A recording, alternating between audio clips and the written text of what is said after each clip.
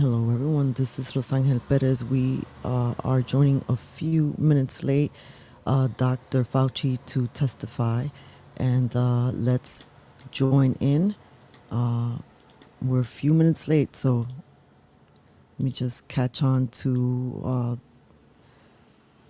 the opening statement that is happening with Rand Paul. Stand by. Okay, this is him coming in. Do.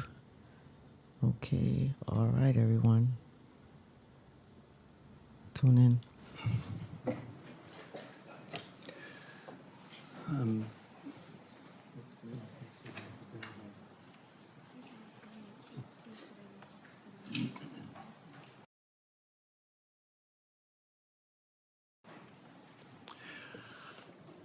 1 million Americans died from COVID-19. Some estimate as many as 15 million people died worldwide from COVID-19.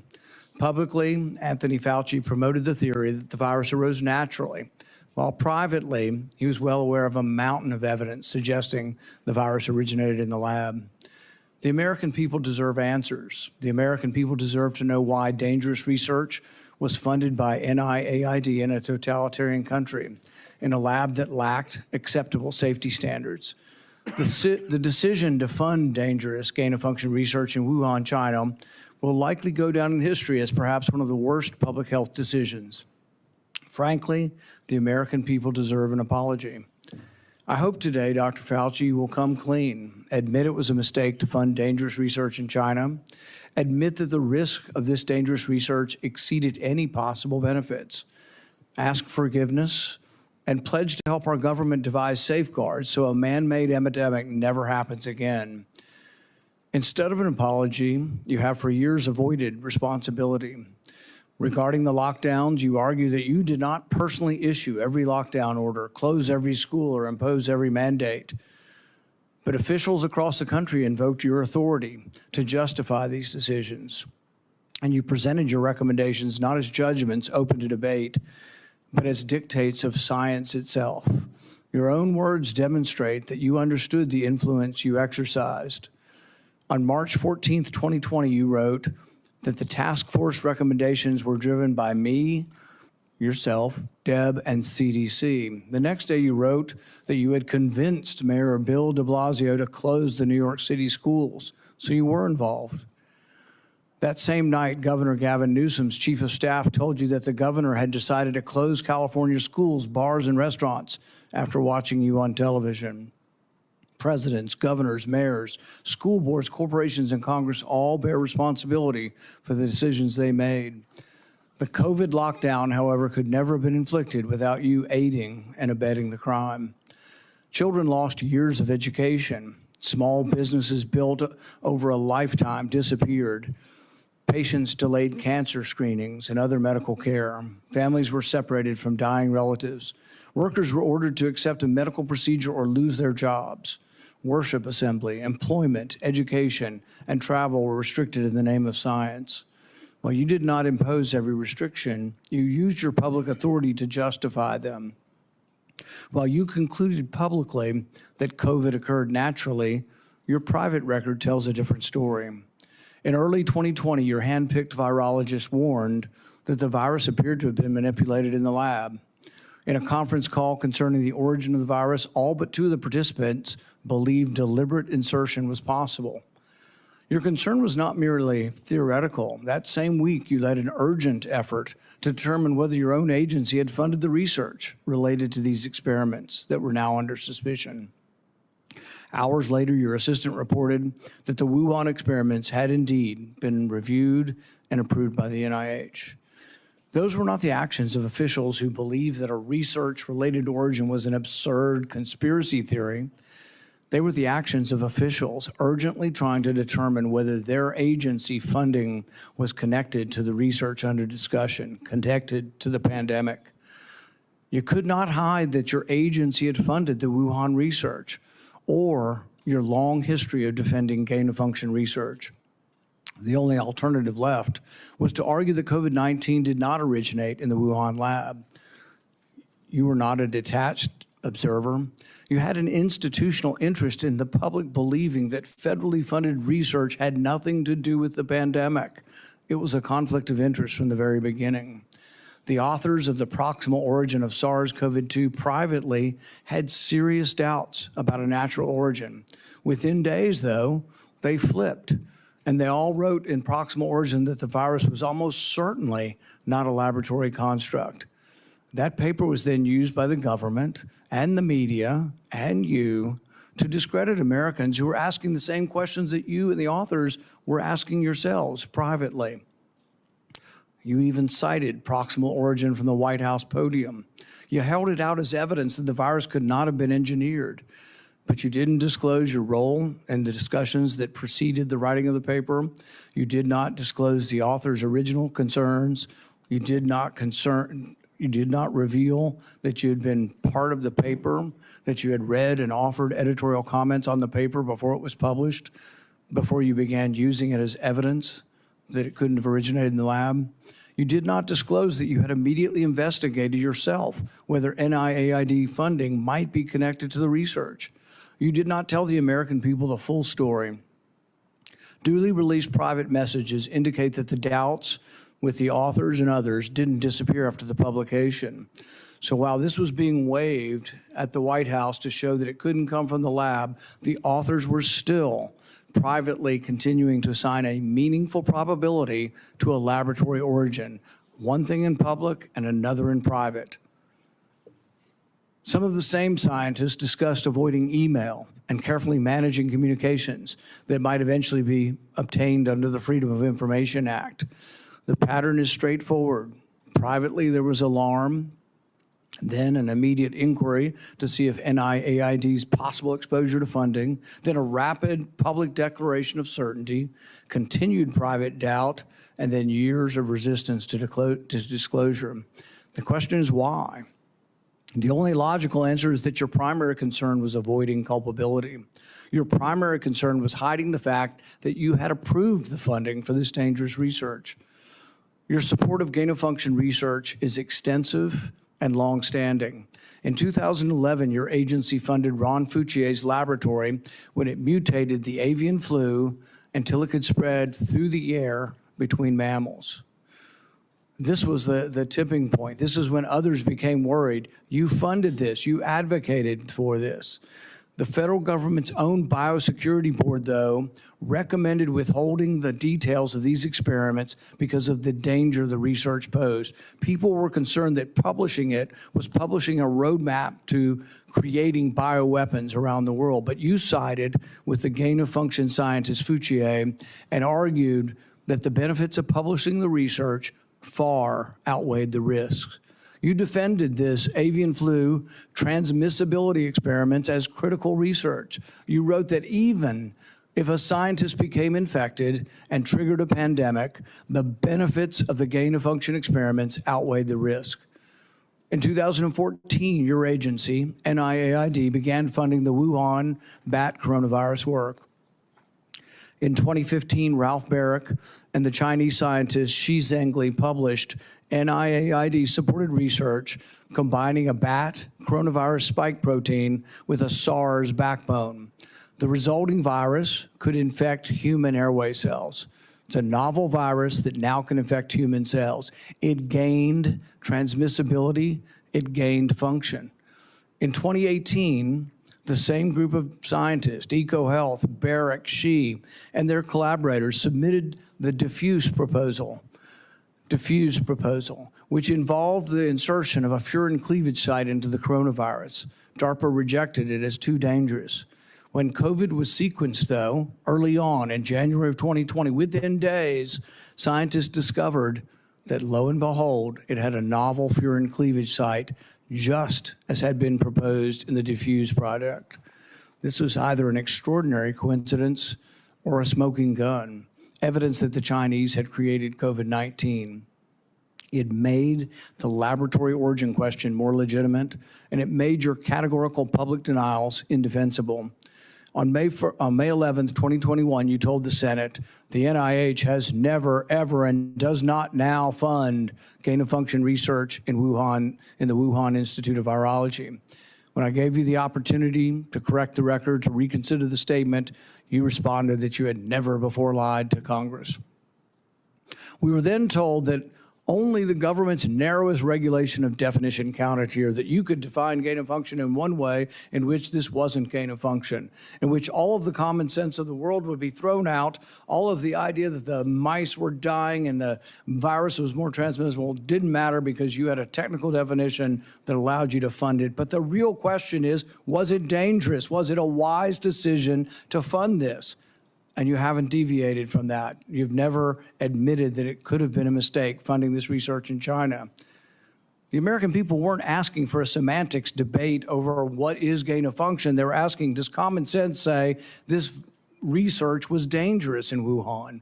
They wanted to know whether their money-funded experiments in Wuhan that made bat coronaviruses better able to infect humans. The answer is yes. They wanted to know whether NIAID adequately supervised their work. The answer is no. When you defended this research, you described its benefits in the broadest terms. But when Congress demanded accountability, you hid behind the narrowest possible definition. You can't have it both ways. Your conduct concerning federal records raises further questions. It is a crime to destroy federal records. Yet our investigation reveals your assistant diligently reported that she deleted tons of emails. In 2024, you testified that you did not delete federal records. Who's telling the truth, you or your assistant? The committee has obtained repeated instructions from you telling federal officials to delete communications.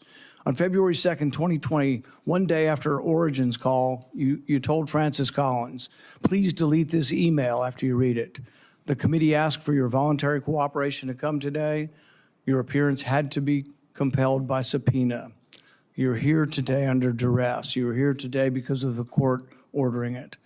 President Biden issued you a sweeping pardon extending back to 2014, the same pardon he gave to his son Hunter. A pardon may protect a person from criminal prosecution. It doesn't rewrite history. It does not erase documents. It does not convert a misleading statement into a truthful one. And it does not prevent Congress from establishing what happened. There will be another pandemic. There will be another crisis. And there will again be officials who insist that uncertainty must be hidden for the public's own good. They will demand obedience. They will invoke science. I am the science, as though it were a commandment. They will argue that government officials cannot be questioned because questioning them would undermine public trust. They have it backwards. It is secrecy that destroys trust. It is arrogance that destroys trust. It is censorship that destroys trust. And it is the refusal to admit error that destroys trust. That loss of trust may be your most damaging legacy. Trust can't be ordered. It has to be earned. No scientist is above scrutiny. No government official is beyond accountability. And no public servant has the right to treat the suffering of millions of Americans as a footnote to his preferred version of history. I now recognize Senator Peters for his opening remarks. Thank you, Mr. Chairman. The Senate Homeland Security and Governmental Affairs Committee has a long and a very proud history of conducting serious oversight on behalf of the American people. When this committee has been at its best, Democrats and Republicans have worked together to investigate complicated issues, to follow the facts wherever they may lead, and produce recommendations that actually strengthen our nation's security and improve government functions. That bipartisan tradition has produced meaningful work following Hurricane Katrina, the January 6th attack on the U.S. Capitol, failures at the Secret Service, and countless other matters. Unfortunately, today's hearing is the latest step in the chairman's sharp departure from that long tradition. This hearing appears to be a culmination of months of biased and selected efforts by the majority under the guise of a committee investigation to basically legitimize a predetermined conclusion that was reached years ago. In 2021, the chairman has called for today's witness to be fired, to be arrested, accused him of leading cover-ups and conspiracies. He has even featured the witness prominently in fundraising emails and on the cover of his book.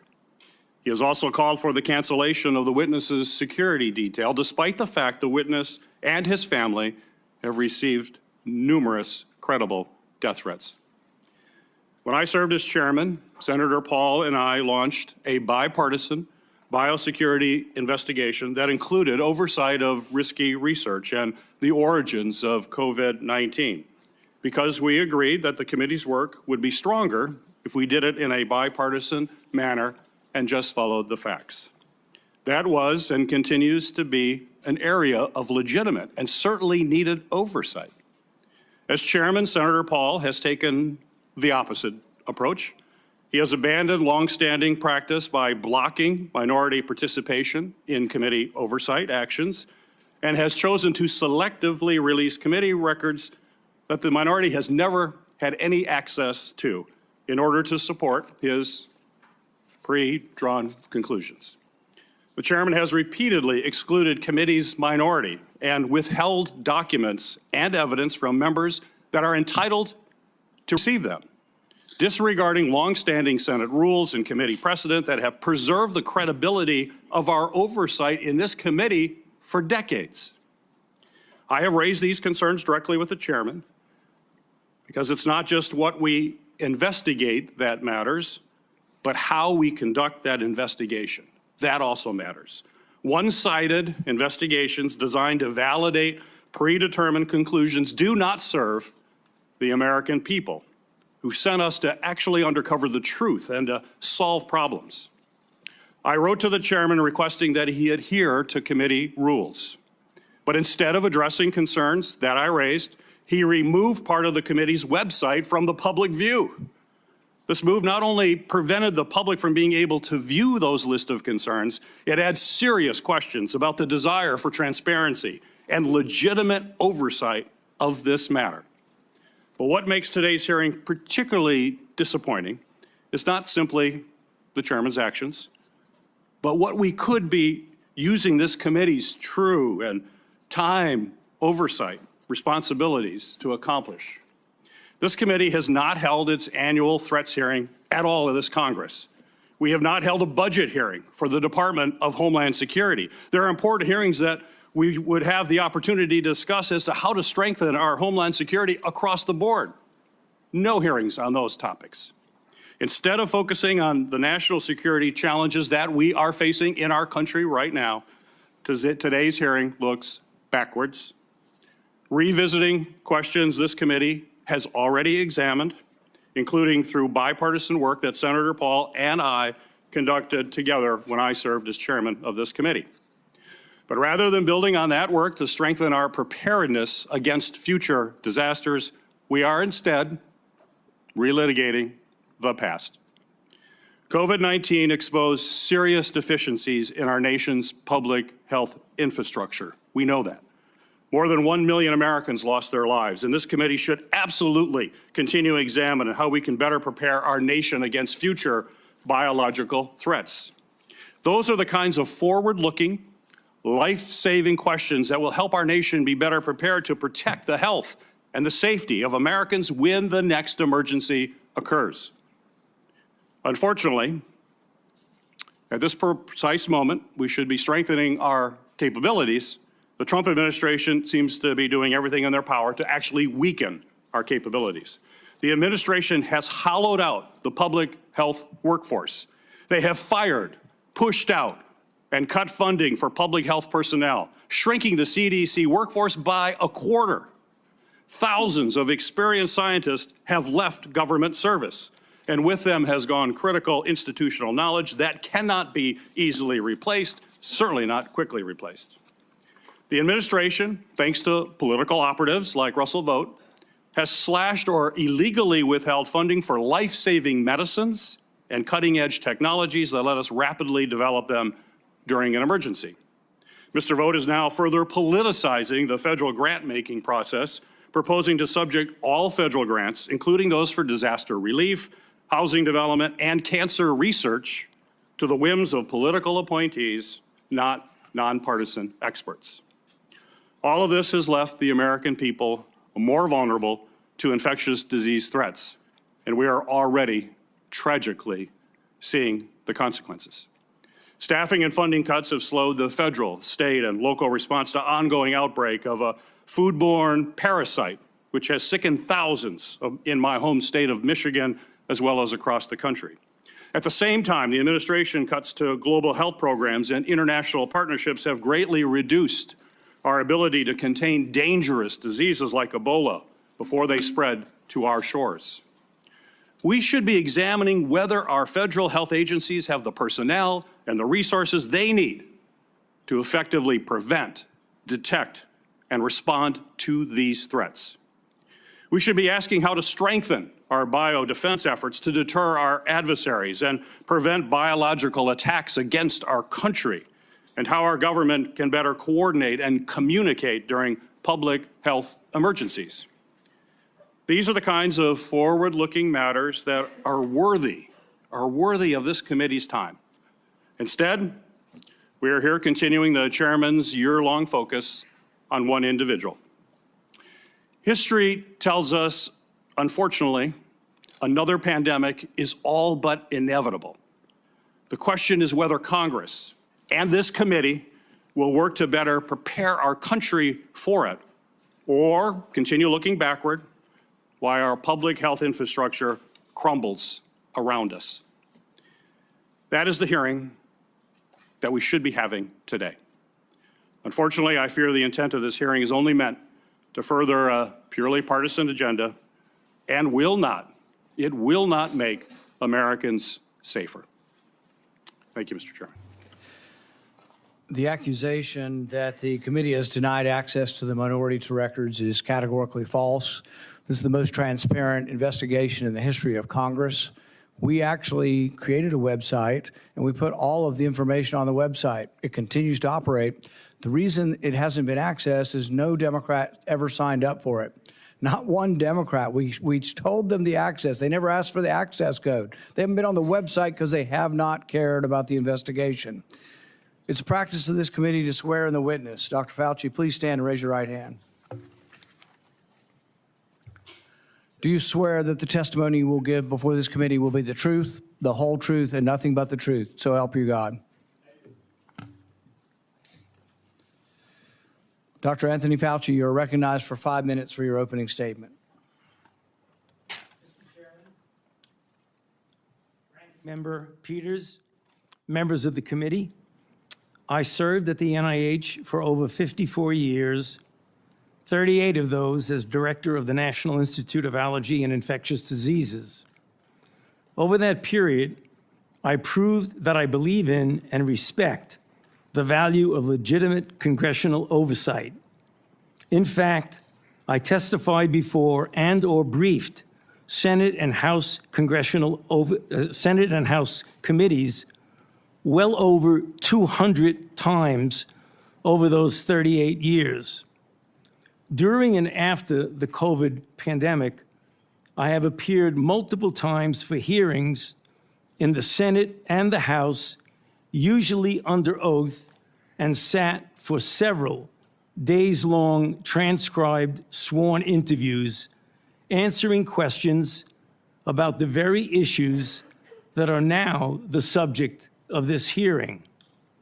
However, given Senator Paul's obvious obsession with calling for my prosecution, his repeated slanderous comments about me, and recently his publicly releasing my unredacted personal diary aimed at embarrassing and intimidating me, the only conclusion I can reach is that the sole reason he is calling me before this committee is to get me to say something, anything, that could vindicate his repeated public pledges that I end up, in his words, quote, behind bars, unquote. Any reasonable person who has followed his unhinged obsession with me would readily come to the same conclusion. Therefore, although it pains me to do so, because of the respect I have for the legislative branch of government and my decades-long record of cooperating with Congress, under the advice of my attorneys, I will invoke my right under the Fifth Amendment of the Constitution to refrain from answering your questions. Thank you. We will now begin a round of questioning. Dr. Fauci, your testimony today is compelled by a lawful subpoena. As you know, it's a crime under 18 U.S.C. Section 1001 to knowingly make a material false statement to Congress, with a penalty up to 5 years of imprisonment. Understanding that you are under oath, the American people would like to understand your reasoning, your rationale for why you chose to fund the research in Wuhan. There have been, intelligence agencies, the CIA, the FBI, the DOE, have all come to the conclusion that more likely than not, the virus came from the lab in Wuhan. And so we'd like to know, what was the rationale? What was the discussion? How, what went behind the decision to fund the research in Wuhan? How did you come to the conclusion that a totalitarian country would be capable of doing this in a BSL-2 lab, a lab that lacked the security? What was the reasoning? And are you sorry, basically, for making the decision? Would you, given another chance, say, well, gosh, circumstances now, as I know it, maybe it wasn't a wise thing. Can you explain to the committee why you chose to fund this dangerous research in China? On the advice of counsel, I respectfully decline to answer based upon my rights under the Fifth Amendment of the Constitution. In the red folder on your table is a copy of Section 192 of Title II of the U.S. Code. Your counsel has been provided a copy as well. That section makes it a crime for a witness appearing under subpoena to refuse to answer any questions pertinent to the question under inquiry. Do you have that in front of you?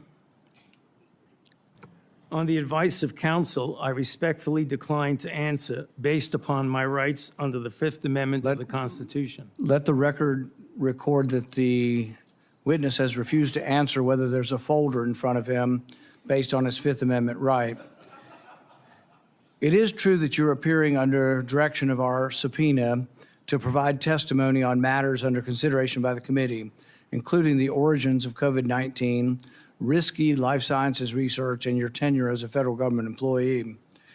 Additionally, you've been provided a full and unconditional pardon dated January 19th, 2025, for any offenses against the United States which may have been committed or taken part from January 1st, 2014 to the date of the pardon for a 10-year period,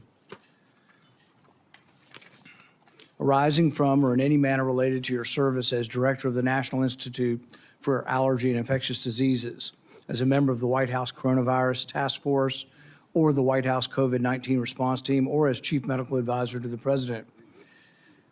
Have you refused this pardon, or do you have any reason to believe this full and unconditional pardon, this grant of immunity, would somehow require you to plead the Fifth Amendment? On the advice of counsel, I respectfully decline to answer based upon my rights under the Fifth Amendment of the Constitution. Based on the facts presented, I'm going to direct you to answer the questions. The committee has issued a valid subpoena. They have requested your presence here.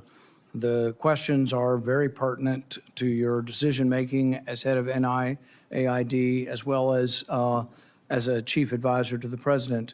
Do you still refuse to answer the questions? On the advice of counsel, I respectfully decline to answer based upon my rights under the Fifth Amendment of the Constitution. Let's do the...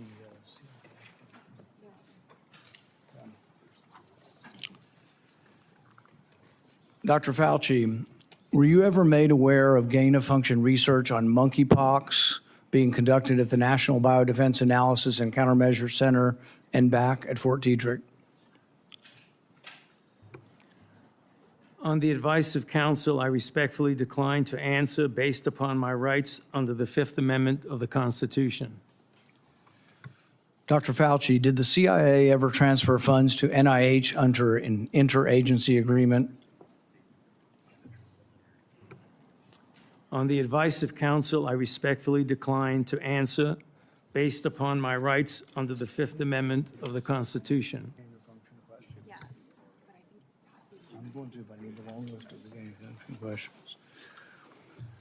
Dr. Fauci, did the NIH ever conduct research for or in coordination with any element of the intelligence community, CIA, ODNI? On the advice of counsel, I respectfully decline to answer based upon my rights under the Fifth Amendment to the Constitution. The reason why these questions are important is, President Trump has done a ban, and we're glad that he did a ban on gain-of-function research. So we're better off than we were when we had an advocate serving as head of NIAID, an advocate for gain-of-function research.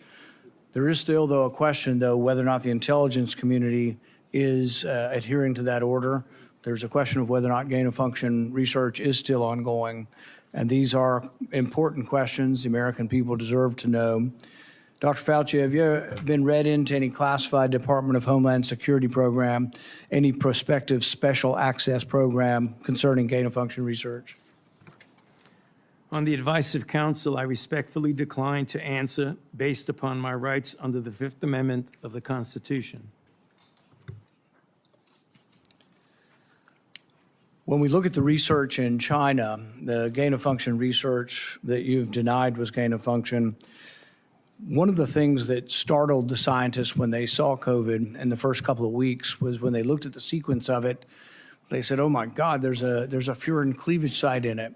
And in this particular family of coronaviruses, the sarbecoviruses, they'd never seen this before. They were also startled to look at it and see how it was coded for, what the codons were, and to discover that the codons used out of 36 different possibilities turned out to be the one that was commonly used in gene manipulation by scientists. Dr. Fauci, were the scientists at the Wuhan Institute of Virology capable of inserting a furin cleavage site into a coronavirus? On the advice of counsel, I respectfully decline to answer based upon my rights under the Fifth Amendment of the Constitution. So one of the experiments that was pretty common was they would take the backbone of a SARS virus, and this would be a SARS virus that the backbone itself wasn't that dangerous, but then they would dig through guano, 300 feet underground, bat guano. They'd find other viruses, unknown viruses. They'd take the S protein off of an unknown virus and stick it on a backbone. And then they would infect mice that have humanized cells. And they were trying to discover if they could create a virus that infects humans. Now, many people would say, well, gosh, that doesn't sound like a really good idea to create viruses that don't exist in nature to see if they'll infect human cells. What if one escaped? What if you keep infecting this and do serial passage, you actually adapt the virus to be infectious to humans? So the question is whether or not, Dr. Fauci, the Wuhan Institute of Virology was combining an S protein with one virus with the backbone of others, and could this lead to a virus, maybe it wasn't even predicted, but could it lead to viruses that gained in function and then could lead to a pandemic? On the advice of counsel, I respectfully decline to answer based upon my rights under the Fifth Amendment of the Constitution. One of the arguments that you and others have made against this virus coming from the lab is it couldn't have come from the viruses that have been published. And nobody's really arguing that. I think from the very beginning, people acknowledged that the viruses that have been published are too far evolutionarily distant from a virus that could have become COVID-19.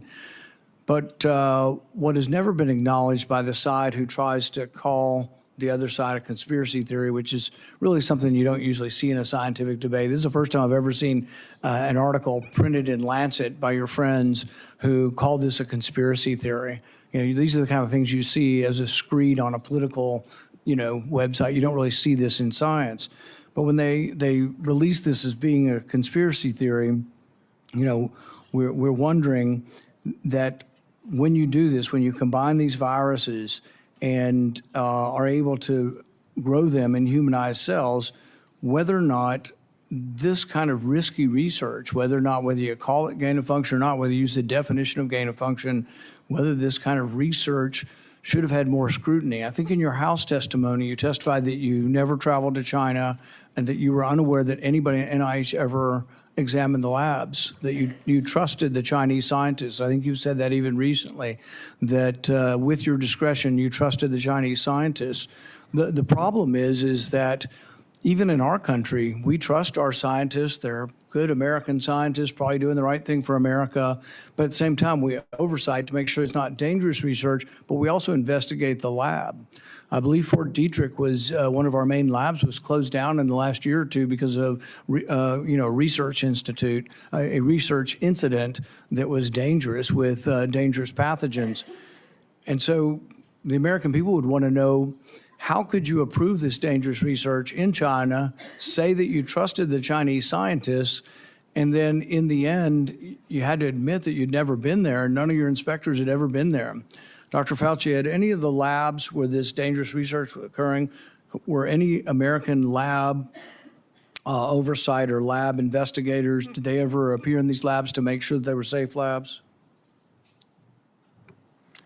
On the advice of counsel, I respectfully decline to answer based upon my rights under the Fifth Amendment to the Constitution. So one of the main theories for those who have looked at this being created in the lab was the idea that could have come from a virus not previously published. Dr. Fauci, are you aware that Dr. Shi, who worked for the Wuhan Institute of Virology, was said to, and I think in her own words, to have over 100 viruses that had not been previously published that could have been a close enough relative to create COVID-19? Are you aware of that? On the advice of counsel, I respectfully decline to answer based upon my rights under the Fifth Amendment to the Constitution. Under your testimony previously, when you denied ever having funded gain of function in China, it was so adamant as to be striking, to leave no room for any interpretation of what is or isn't gain of function research. But there's another important question. Did you fund gain of function research in other biolabs around the world? On the advice of counsel, I respectfully decline to answer based upon my rights under the Fifth Amendment to the Constitution. The one research project that we do know you did fund is the one that Ron Fauci did. It's important to talk about because this sort of was the beginning of the debate over gain of function. And this wasn't just me. I wasn't even aware of the debate 10 years ago. This was other scientists. Over 200 scientists at the Cambridge Working Group signed a protest because they didn't think you should fund the research, and they didn't think it should even be published because it was sort of a roadmap as to how to make a bioweapon. So what they did was the avian flu, and this is important. It may be the most important question we get to here today. The avian flu has about 50% mortality for humans. The good news, though, about animal viruses is they don't infect humans very well. It will infect humans, but doesn't go human to human very well. Ron Fauci, with the money that you provided to him, did an experiment where he caused purposeful mutations to create a new virus, an avian flu that didn't just infect birds well, but actually infected mammals well, went ferret to ferret in an aerosolized manner. People saw this and were aghast, at the decision-making process that you decided to fund this. But this is when, the debate came about, and you wrote in support of this in the Washington Post, and you said, even if a scientist is bitten, even if a pandemic should occur, the knowledge is worth the risks. Do you still stand by that? Would you like to qualify at all whether or not the knowledge of gain of function is worth the risks, particularly in this case, since we now know 15 million people died worldwide? Many people believe this came from the lab. Do you think that the risks really are worth the benefits for gain of function research? On the advice of counsel, I respectfully decline to answer based upon my rights under the Fifth Amendment to the Constitution. All right. We're going to finish with this question, and it's based really on that statement, that general statement in your support for gain of function, the idea that the benefits outweigh the risks. So there are many other people who disagree, and they aren't politicians or not, I don't know what party they're in. David Relman is probably one of the most esteemed, and he is a scientist at Stanford. He, I think, has classified clearance. He's been a consultant to our government probably for a decade or more. And he's written about this publicly. He says the opposite.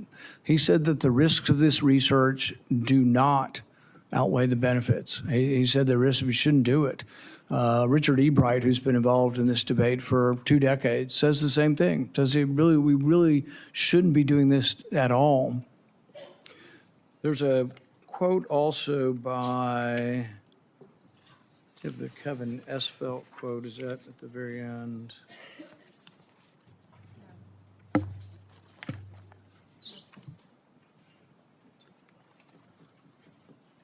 Kevin Esfelt, who's a CRISPR scientist at MIT, also wrote about this gain of function. I implore every scientist, funder, and nation working in the field, please stop. No more trying to discover or make pandemic-capable viruses. No more experiments likely to disseminate blueprints for plagues. Dr. Fauci, would you like to at least answer this one question for us today and let us know whether or not you've changed your mind on whether or not the benefits of gain-of-function research outweigh the risks? On the advice of counsel, I respectfully decline to answer based upon my rights under the Fifth Amendment to the Constitution. The chairman has denied your assertion of privilege and directed you to answer, but you nonetheless refuse and stand on privilege despite the existence of the pardon. The committee will have to consider after this hearing what appropriate action should be taken against you for the failure to testify after being directed to do so. It's against the law to obstruct an investigation of Congress. There will be repercussions to your refusal to testify today. Senator Peters.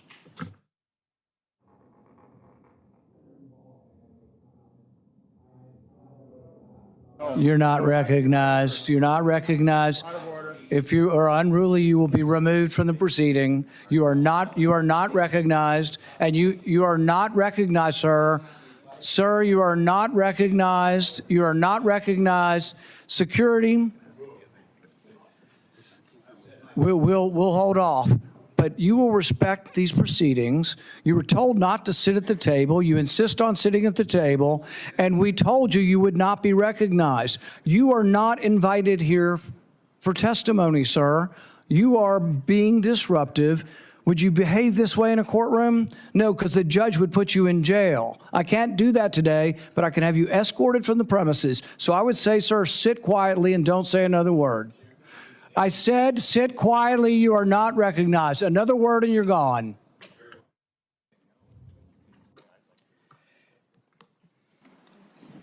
So, Mr. Chairman, I'd like to hear what the attorney has to say. He is not recognized by the committee or the chair. If he speaks again, he will be removed from the room. This testimony is from Anthony Fauci. This is not a game with his lawyers. He can advise, his lawyers can give him advice. He's got a half dozen here. They're all allowed to talk to him. Yes. All right? Yeah. But the attorneys are not recognized. In fact, the attorney was told not to sit at the table, and he's not obeying that recommendation. There's a row behind you, sir. That's where you were told to sit, and you're not.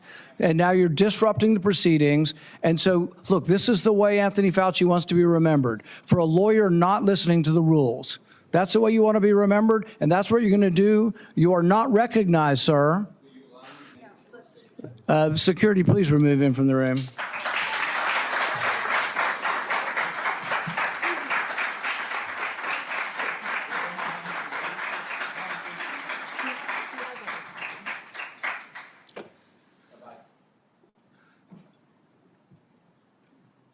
I just go into your...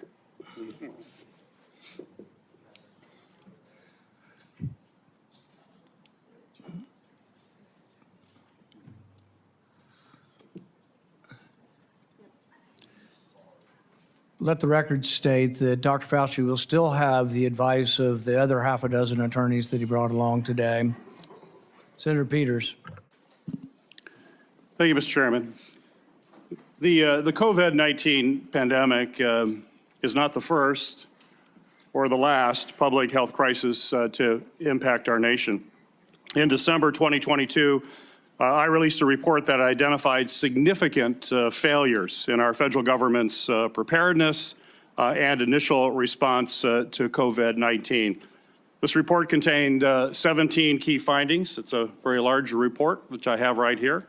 It contains 17 key findings and corresponding recommendations, including the need to invest in sustainable domestic manufacturing capabilities for critical medical supplies, build the infrastructure needed to surge testing capacity for infectious diseases, and robustly fund public health emergency preparedness and responses across all levels of government.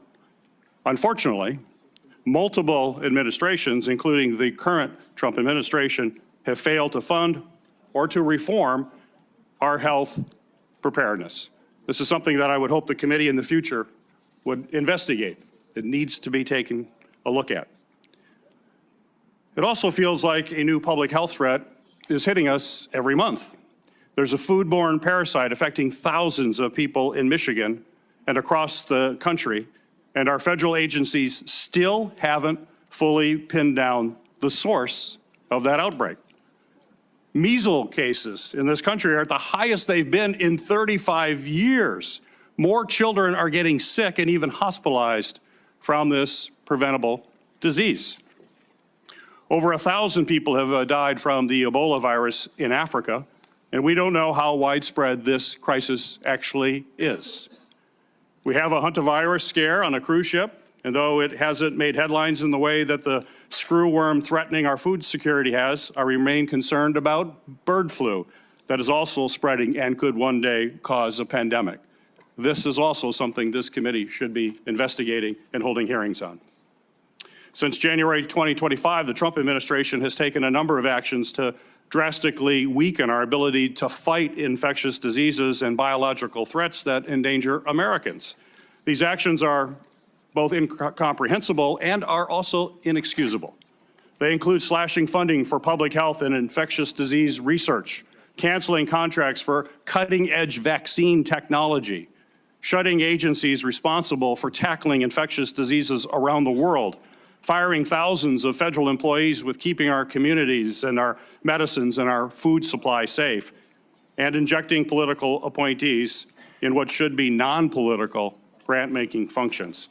That is something this committee should be looking at. I could go on. I could go on all the topics that we need to be looking at moving forward to protect this country. We're not doing that in this committee. That's what this committee was designed to do. It's what it has done throughout history. It has done it in a bipartisan way. We should get back to that and think about the future of this country and keeping this country safe. When a crisis like COVID-19 strikes, we have an obligation to examine what went right and what went wrong to provide accountability for the American people. Congress certainly has done that.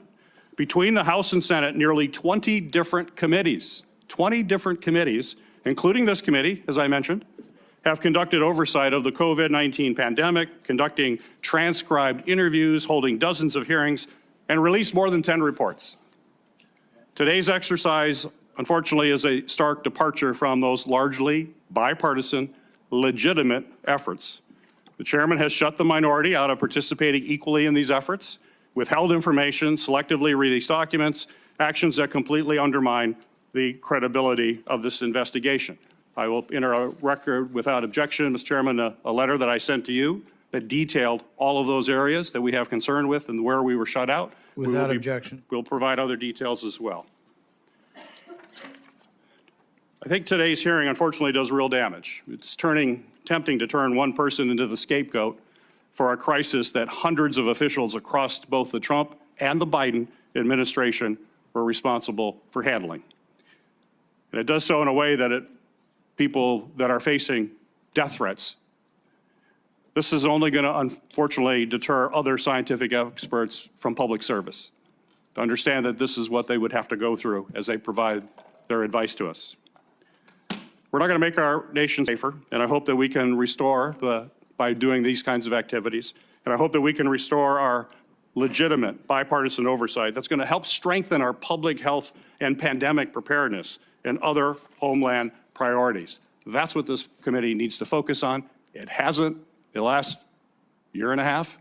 Let's hope it does in the future. Thank you, Mr. Chairman. Senator Johnson.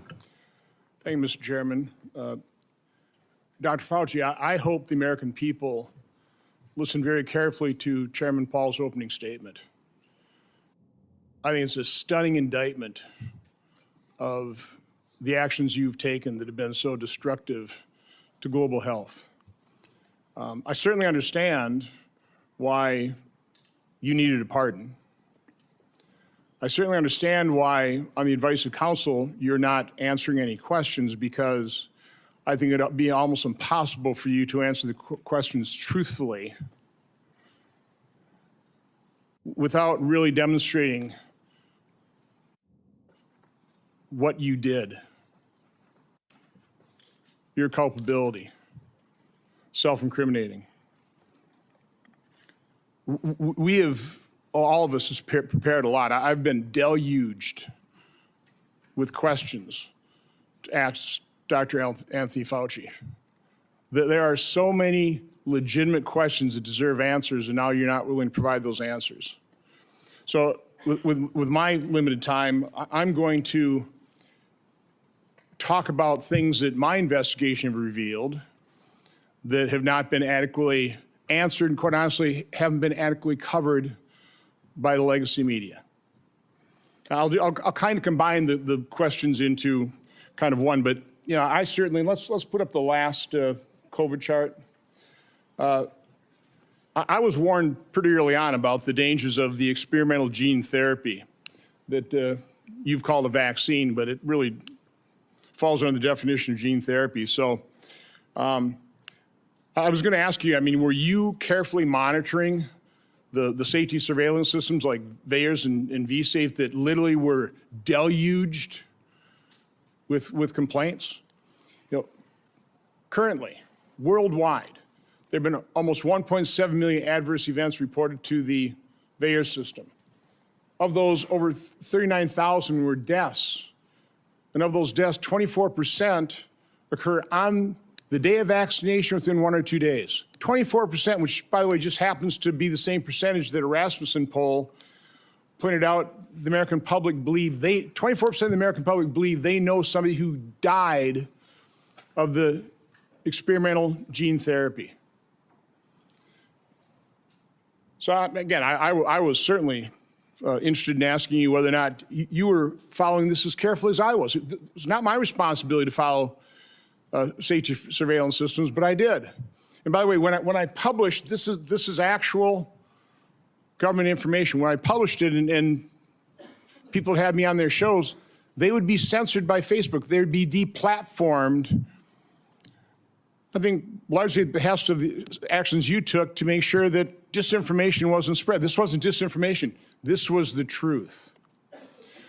So I was going to ask you whether you knew Dr. Marks. I think you do know him. He's the head of CBER. He's the man who is in charge of approving vaccines and surveilling for the safety. My investigation shows that on March 1st of 2021, less than 3 months after the emergency use authorizations, he was warned by Dr. Anna Scharsman, data mining expert, that the algorithm they were using to analyze VAERS data was going to hide in mass safety signals. 26 days later and 3 months consecutively after that, they did data runs with a new algorithm that unmasked those safety signals. They showed dozens of safety signals, including sudden cardiac death, cerebral artery occlusion, basal ganglia stroke, agonal rhythm, Bell's palsy, and pulmonary infarction. Your diaries now show that you actually suffered pulmonary infarction in, I think, probably June 2021. I was just wondering whether it ever went through your mind that maybe that injection, all those boosters you took, might have caused that. And the question I was going to, and I'll ask this question, were you ever made aware of the fact that Peter Marks was warned that the algorithm was going to hide the safety signals? And were you told that senior FDA officials were given shown dozens of safety signals associated with the COVID injection? On the advice of counsel, I respectfully decline to answer based upon my rights under the Fifth Amendment to the Constitution. Next area I want to go through is in that same month of March 2021, an employee at NIH, Dr. Nath, led a team of researchers who were diagnosing and treating individuals who'd never had COVID, but were severely injured by the genetic therapy injections. Dr. Nath told those individuals, stay quiet. We want to make sure that we gather all the information and then release it to doctors so they can treat people like yourself. There was a concerted effort, and I'll enter this into the record. It appears inside NIH to quash Dr. Nath's publishing that study. It finally was put on a preprint server with telling no one, and I think about May of 2022. I think what's noteworthy about this is Dr. Nath told the injured participants that early treatment, early intervention was crucial for them to be treated. And yet within the NIH, they were questioning what was Dr. Nath doing. They didn't want to publish that because, and I want to take time searching for it, because publishing it would create vaccine hesitancy, which is what we continue to hear time and time again, is the reason they didn't promote they lied about the safety signals they were seeing. Throughout the pandemic, I always push early treatment. We've got things in here where you were really concerned about remdesivir because it was untested, but hydroxychloroquine, yeah, it was an approved drug. Maybe some safety issues, but we had a great deal of experience with it. All of a sudden, you had the Surgisphere study that was retracted within 2 weeks because it was completely false, totally blew up the use of hydroxychloroquine. And then when it comes to ivermectin, which, by the way, because I was contacted by so many people, I referred them to doctors who actually had the courage and compassion to treat vaccine-injured individuals. It works.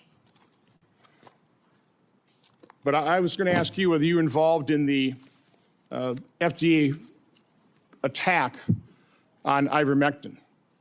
You had a interview on CNN on August 29th of 2021, where, again, I just don't want to take time to find the exact quote, but you said there's no evidence that ivermectin is helpful. On that exact same day, and I've got the studies right here. There was a website that was tracking the random controlled studies. Here they are, showing 60, 70% efficacy of ivermectin. The same day you say there's no evidence, there was all kinds of evidence. Loved ones had to go to hospitals, had to sue hospitals. Just, would you try it? So I would want to know, to what extent were you involved in sabotaging hydroxychloroquine, ivermectin, and did you do that because you knew the only way you get emergency use authorization for these drugs, these experimental gene therapy, was if there was no effective treatment, you couldn't get the emergency use authorization. So is that why you helped sabotage these cheap generic drugs in favor of remdesivir, which, by the way, nurses, are you aware of the fact that nurses called it run, death is near? On the advice of counsel, I respectfully decline to answer based upon my rights under the Fifth Amendment to the Constitution. Let me end on this note, because this just came to light. We've got 11 million pages of documents. We also have other people who were in the room. But now we know you actually lied to your own diary. On March 27, 2020, you wrote in your diary, "To my surprise yesterday, the POTUS sent a letter to governors outlining a plan to reopen county by county while monitoring the spread of virus in the low-risk counties. This was half-baked and never shown to Deb or I before it was sent out." So we have evidence that, in fact, you were fully aware of it and certainly approved, if not authored it. So I was just simply asking you, is that true? Did you literally lie to your own diary? Did you know of that letter sent out to governors about reopening county by county? And again, Mr. Chairman, I'd ask you to ask the witness to just answer that one simple question. On the advice of counsel, I respectfully decline to answer based upon my rights under the Fifth Amendment to the Constitution. Thank you, Mr. Chairman. Senator Hassan. Thank you. Dr. Fauci, I want to start by thanking you for more than 50 years of service to this country at the National Institutes of Health. And it is unfortunate that you have been put in the position that you are in today. And it must be enormously frustrating to know that this hearing is designed to entrap you. It must be very frustrating for your attorneys to hear the chair's mischaracterization of the legal issues and posture that impact your decisions at the witness table today. Meanwhile, I was going to ask you a series of questions about things that are relevant right now to the people of the United States about the state of public health in this country. Since President Trump took office in 2025, more than 4,500 cases of measles have been reported. That is more cases in the year and a half since Donald Trump has been president than were reported from 2000 to 2024 combined.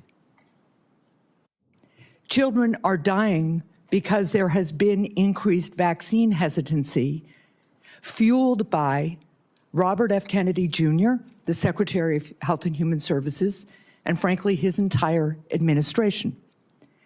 Thousands of people in the United States of America have been sickened by a food-borne parasite, and the outbreak is nowhere near under control, as staffing at the FDA and other critical public health entities has been slashed by Russell Vought and Elon Musk.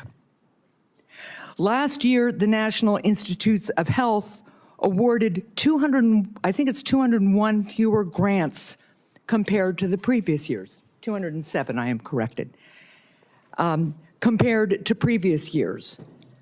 As those grants were either canceled or delays, especially at the beginning of the Trump administration, I can tell my colleagues what the impact was on people in New Hampshire, on scientists in New Hampshire, on clinical trials in New Hampshire, where people's cancer treatment was interrupted because Elon Musk and Russell Vought know better, they say, than the people at NIH about what to fund. And because they did some sort of word search, it seems, for some of the grants, and boy, oh boy, if you were studying rural health in New Hampshire and trying to understand how to better engage people who need health care in rural America, that was off the table. America is losing researchers and scientists to other countries because researchers and scientists, highly trained, highly qualified, invested in often by the American taxpayer, are finding the hostility from this administration so strong that it interferes with their science, and they want to pursue science wherever that science takes them. I also sit on the Health, Education, Labor, and Pensions Committee. We have had a number of hearings with nominees recently to fill critical spots. One of those nominees is Dr. Erica Schwartz, a brilliant woman, medical degree, biomedical engineering degree. I think she also told us she has a law degree and a master's in public health. She was the 2-star admiral in the United States Navy, an experienced doctor. And yet, when I asked her if she would push back at Secretary Kennedy, if he instructed her to suspend the promotion of the flu vaccine as he did at some point in the last few months, there's an email to prove it, she couldn't answer that question. She either could not, would not, or had been bullied into evading a question about whether she, as the director of CDC, would stand up to Secretary Kennedy, the most unqualified Secretary of Health and Human Services this country has ever seen, and more than unqualified, somebody who pursues conspiracy theories, degrades people with disabilities, and continues to promote disproved science. That's the state of healthcare and public health in this country right now, not to mention the $1 trillion or so of cuts to the Medicaid program that is decimating healthcare in my state and decimating it around the country, not to mention the refusal of my colleagues and this administration to extend critical tax cuts for people who are trying to afford insurance on the Affordable Care Act. I just was at one of my community health clinics, and they are reporting fewer and fewer people come in for care, disrupting care because they can no longer afford health insurance. And that is impacting, of course, the revenue stream to the community health clinic, their ability to hire and pay people, their ability to take care of their community. That's what I wish we were having hearings about in this committee and in the Health Committee. That's what I wish we were trying to address in a bipartisan way. But instead, we are here in an attempt to entrap you because you had a distinguished career trying to put Americans' public health first. With that, I yield. Senator Lankford. Mr. Chairman, thank you.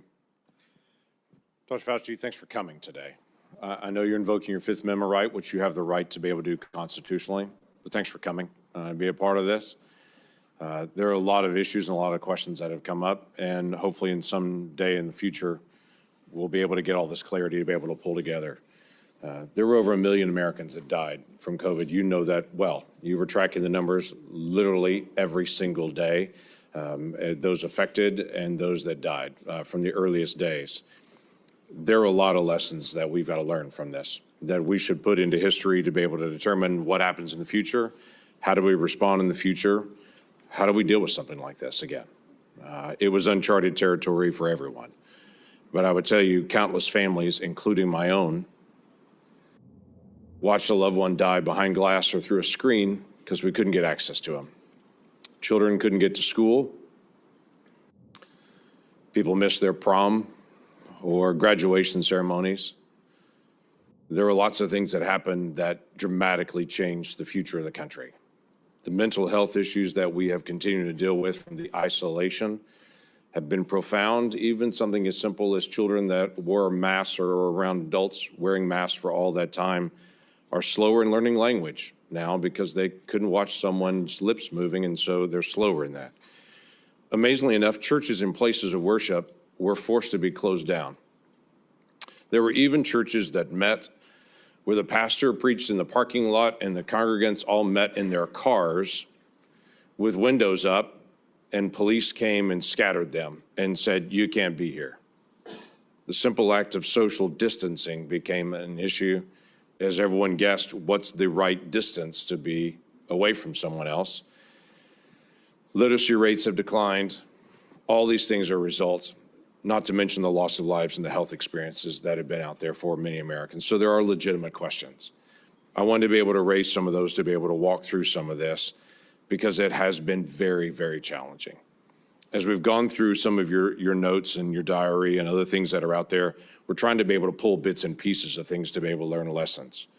On May the 6th, 2020, you wrote at that time, I had a conversation with Robert Redfield, who, as you know well, was then the director of CDC, about the fact that greater than 1 million children worldwide have missed their measles vaccination because of the shutdown. You stated, this is terrible and needs to be addressed, since on that basis alone, there would be far more excess deaths from measles among children than coronavirus deaths among children. I need to bring this up to the TF, the task force. Did you ever have an opportunity to bring up the potential of measles deaths among children and an infection rate going around the world from measles based on the fact that so many children would not get their measles vaccine because of the shutdown. I'm sorry, Senator, but on the advice of counsel, I respectfully decline to answer based upon my rights under the Fifth Amendment to the Constitution. That is your right to do. One of the big issues that's really coming up is on the lab issue. This was greatly discussed about whether this came from a lab or whether this came from nature. There are obvious issues and differences between the two to be able to know this. You had a lot of conversation on this. Scientists around the world were in conversation on this. There are different statements that you even made in your private notes and your public notes on it. In January the 26th of 2020, this is before we had our first tragic death of coronavirus in the United States, you wrote, "It now appears using epi data that the genomic data, the first infection was in early December and was not connected to the market," which was the big rumor that was out there. It was this wet market in China. We know the market was not the source, it was the amplifier. On January the 31st, you wrote about a phone call. You wrote, "The people on the phone felt the mutations around the furin cleavage site of the spike protein could not have occurred naturally since it would require an evolutionary jump that they found nowhere in bat isolates. They bring up the possibility this could have been deliberately inserted and either accidentally released or deliberately released by a crazy person in the lab, the former being the most likely." February the 1st, same year, 2020. This is again still before our first death. There was not total agreement about the likelihood of deliberate insertion. Ron said he was sure that this could occur naturally and we should not waste our time and divert our effort to pursue this. This is expected of him since he was the original gain of function person with Yoshi. Also, Christian was withdrawn. The rest felt deliberate insertion was possible, and given the fact that Dr. Jingling Shi at the University of Wuhan has been working for years in gain of function in coronaviruses to allow adaptation of the spike protein to bind to the human ACE2 receptor, we could not let this go.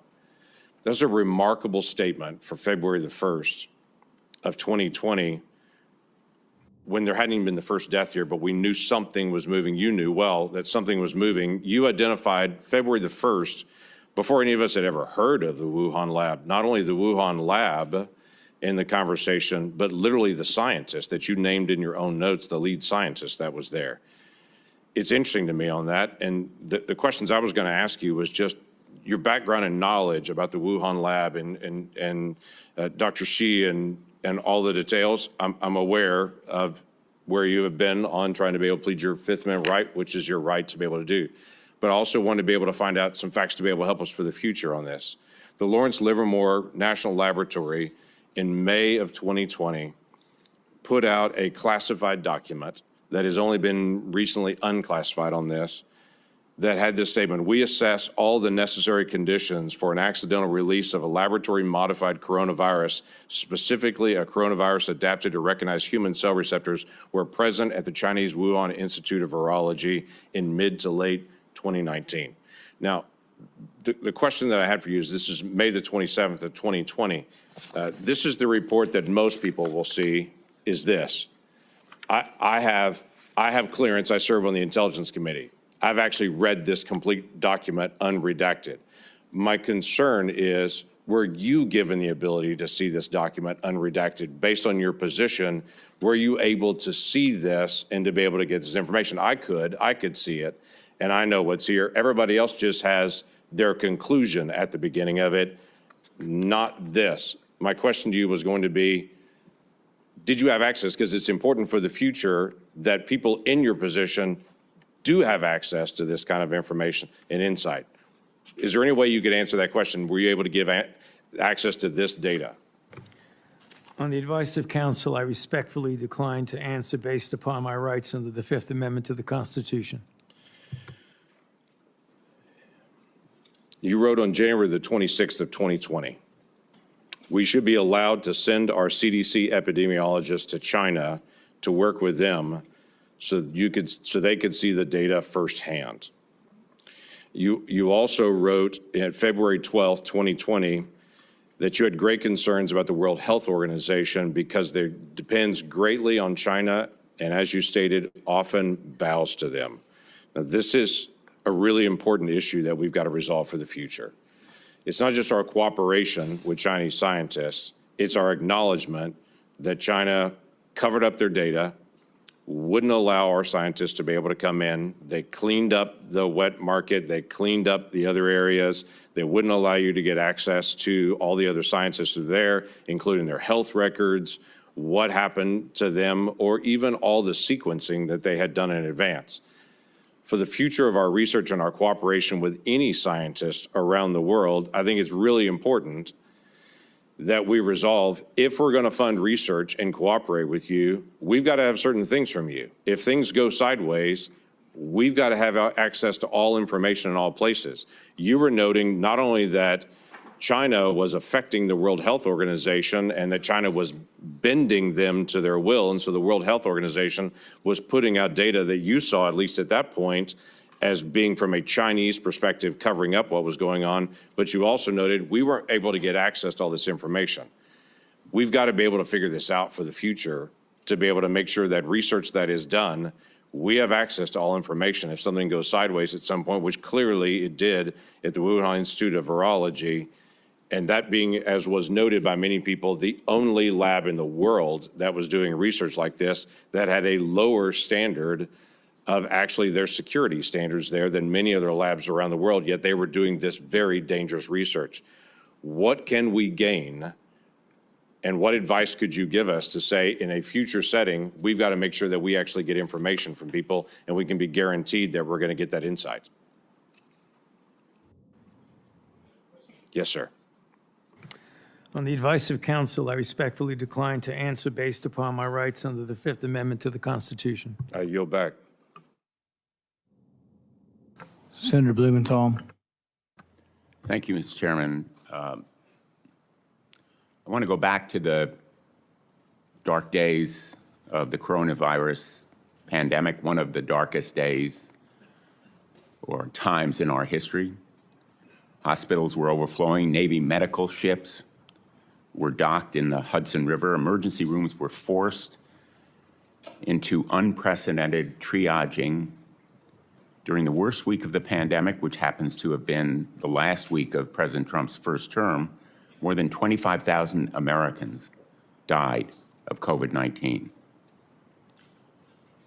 Easy to forget those dark days. But for the past 18 months, the Trump administration has been engaged in a campaign to rewrite this history. And today's proceeding, I fear, is part of that effort, one of the darkest days in our Senate's history. The Trump administration has launched a baseless set of smears against vaccines that help pull us out of that public health crisis, vaccines that are undoubtedly President Trump's greatest accomplishment. It has slashed funding to local public health departments that were on the front lines of the pandemic. And those healthcare workers are heroes. It has disparaged those heroes as woke or wasteful.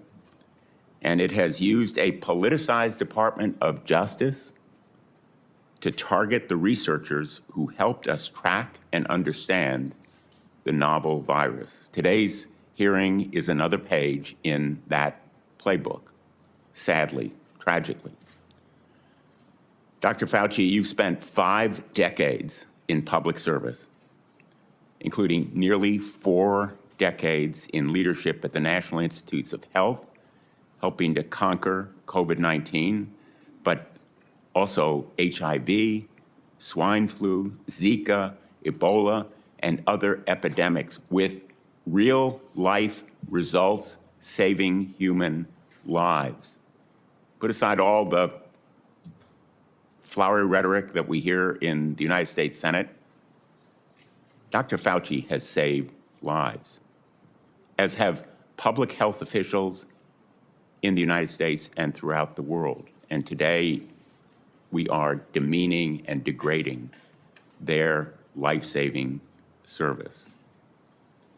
Republicans are eager to rebrand you as a villain in order to distract from their own failure to protect Americans from soaring healthcare costs, They've been rising astronomically in the last couple of years.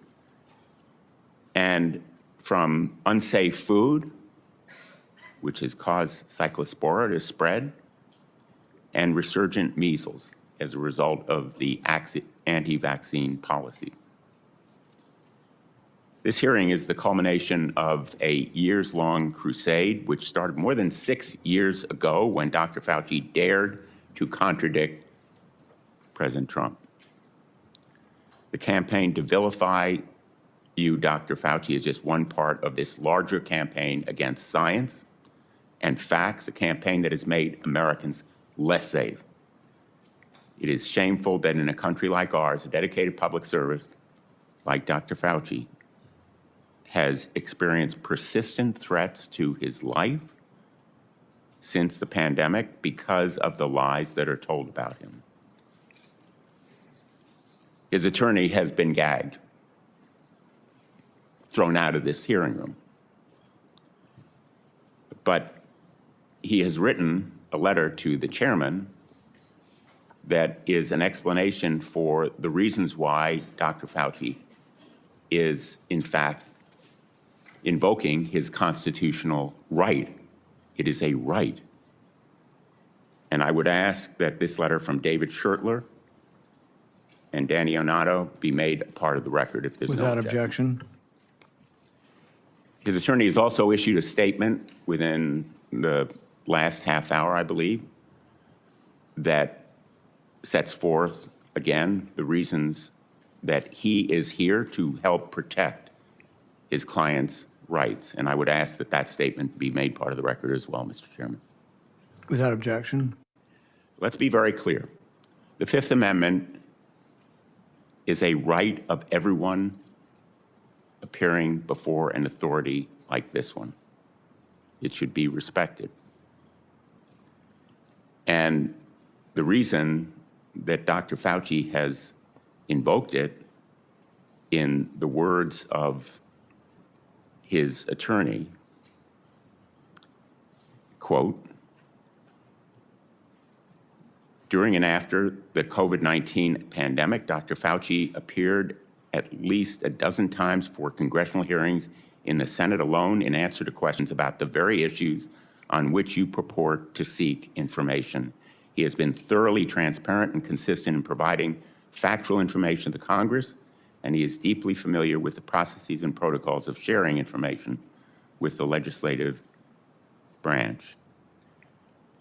And then referring to the chairman, this years-long public crusade against Dr. Fauci makes one thing clear.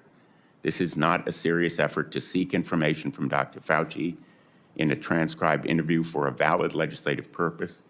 You are single-mindedly fixated on Dr. Fauci, seeing Dr. Fauci prosecuted for imaginary crimes, and you are so invested in that outcome that you have created a personal brand around it.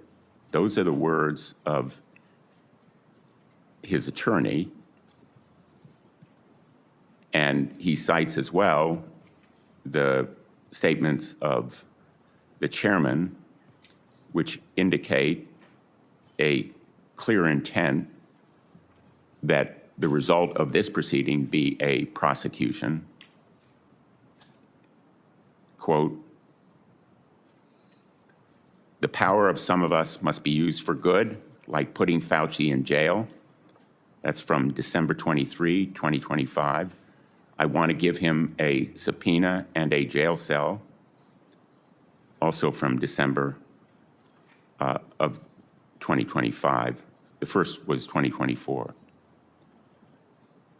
Those kinds of statements by the chairman of a committee in tweets certainly provide a well-founded fear that the proceeding underway is simply an effort to trap Dr. Fauci in some kind of criminal wrongdoing.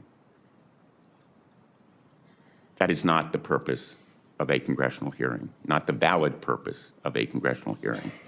During some of the dark days in this body, under Senator Joe McCarthy, it became standard operating procedure to seek that kind of prosecutorial objective. We should not be part of a rerun of that kind of effort. This attempt to rebrand one of the most challenging times in our nation's history is a short-sighted act of desperation that will leave us less prepared for the next pandemic.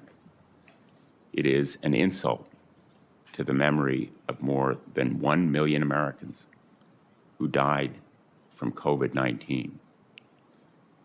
If there are valid scientific questions about the origins of this pandemic, COVID-19, about the kinds of steps that were taken to counter it, about the need for more preparation, they should certainly be addressed, but not in a show trial, not as part of a continuing vendetta against a single individual. And unfortunately, I fear that is what we are seeing today. America deserves better. Thank you, Mr. Chairman. In no courtroom in America can you have your witness plead the Fifth Amendment and then your attorney gets to testify.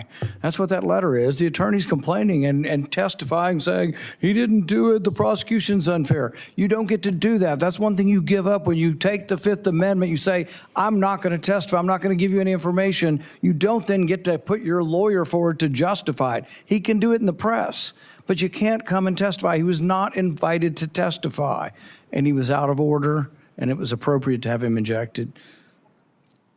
Senator.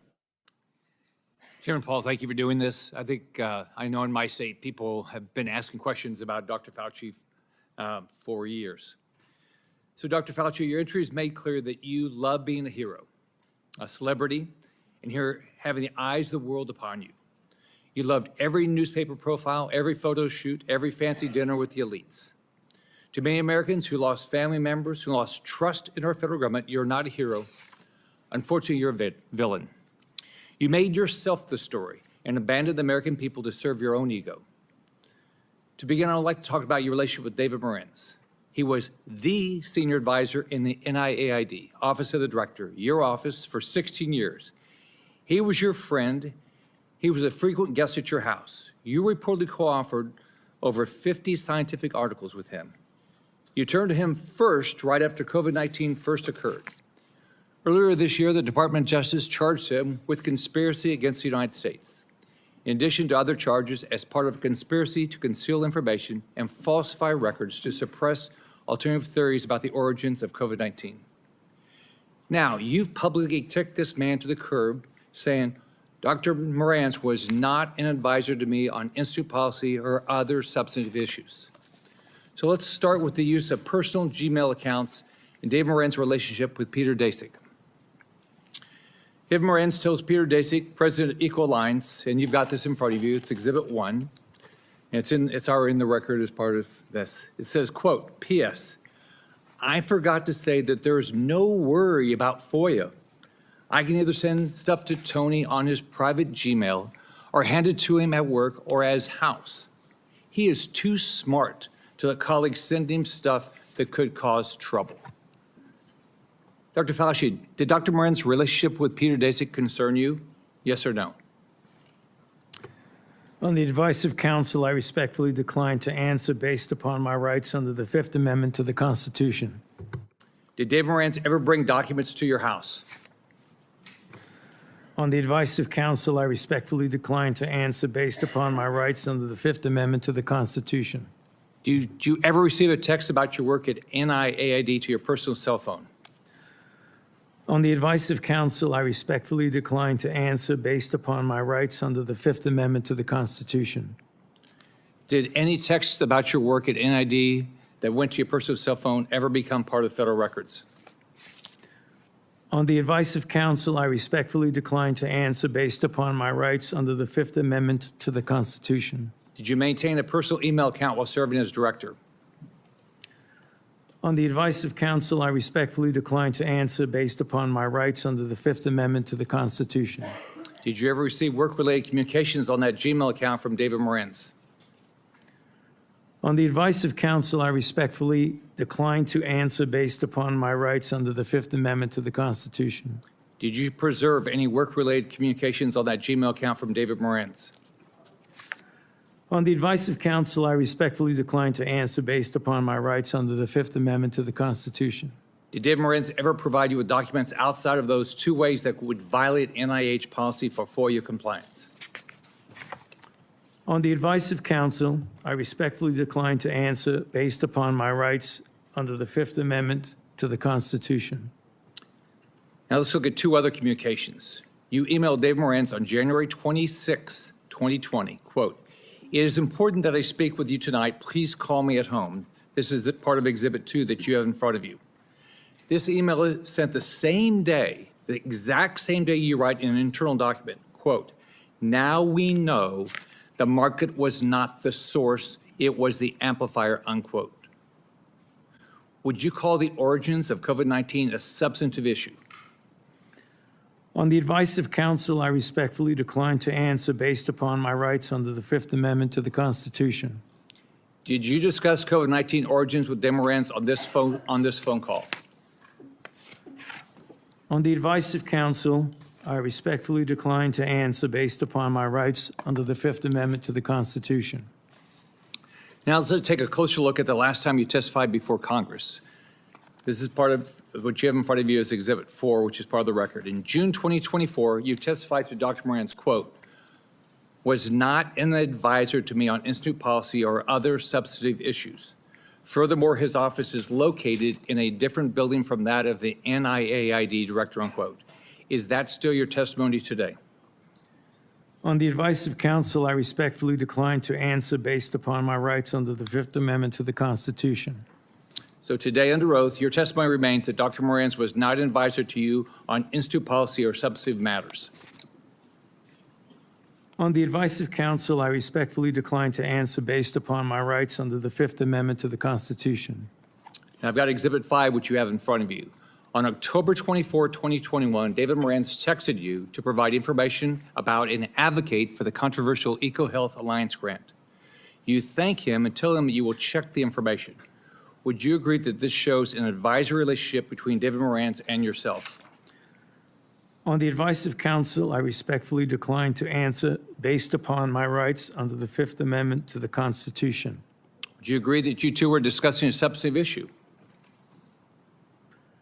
On the advice of counsel, I respectfully decline to answer based upon my rights under the Fifth Amendment to the Constitution.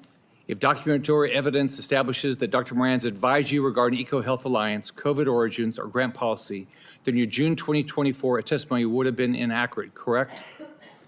On the advice of counsel, I respectfully decline to answer based upon my rights under the Fifth Amendment to the Constitution. Is there any document in your possession today that would contradict your prior congressional testimony? On the advice of counsel, I respectfully decline to answer based upon my rights under the Fifth Amendment to the Constitution. Have you deleted, destroyed, or instructed anyone to destroy records after learning Congress is investigating these matters? On the advice of counsel, I respectfully decline to answer based upon my rights under the Fifth Amendment to the Constitution. Are you aware of anyone who did? On the advice of counsel, I respectfully decline to answer based upon my rights under the Fifth Amendment to the Constitution. As you know, Dr. Moranz now faces charges related to destroying records while you distance yourself from him. Is that fair to a decades-long friend? On the advice of counsel, I respectfully decline to answer based upon my rights under the Fifth Amendment to the Constitution. When is the last time you spoke to him? On the advice of counsel, I respectfully decline to answer based upon my rights under the Fifth Amendment to the Constitution. In hindsight, are you disappointed how you handled COVID? Do you have any regrets? On the advice of counsel, I respectfully decline to answer based upon my rights under the Fifth Amendment to the Constitution. Dr. Fauci, I want to close with this. Here's how you impacted my family and people close to me. I have daughters with children. You can't imagine the questions they had around vaccines for their kids and themselves, and the pressure, the unbelievable pressure to make the right decision for their health. I can tell you pregnant women who worked with me were so scared because every time they went to the doctor, they were told something different about taking the vaccine. And you caused this. Imagine being a mom trying to protect their kids, or an expectant mother trying to figure out what to do. Every 3 weeks, a doctor tells you a new set of guidance on a vaccine. The haphazard information you released and pushed on the American people with little research is appalling, and why there's so much distrust in our institutions today. That trust is crucial to public health, and you, more than any person or event in my lifetime, have destroyed that trust for millions of Americans. You lied to hundreds of millions of people amid the worst public health crisis in a century. You failed to follow your own guidance. You forced people to watch their loved ones die alone over the phone. It's disgusting. You destroyed the federal government's credibility when it comes to public health. We have entire generations of Americans who, rightfully so, do not trust our institution to keep people safe because of you. This has destroyed decades of progress and lifetimes of work because you wanted to fuel your own ego and be the center of attention. What would you do differently knowing what you know today, Dr. Fauci? On the advice of counsel, I respectfully decline to answer based upon my rights under the Fifth Amendment to the Constitution. All the evidence is right here, and you still can't bring yourself to tell the truth or apologize because you received an auto-pin pardon from a staffer in the Biden White House. If we have another pandemic tomorrow, millions could die because of what you did to make Americans lose trust in their government when it comes to medicine and health care. How many families have you apologized to had to watch their loved ones die alone?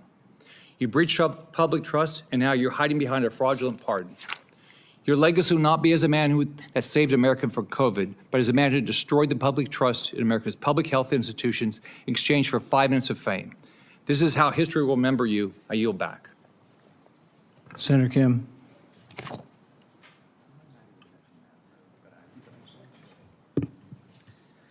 Thank you, Dr. Fauci, for coming on out in front of this committee. I know it's not what you would want. It's not what you deserve. I just want to say and start by just saying thank you to you for your service to this nation. I didn't know much about you prior to the pandemic.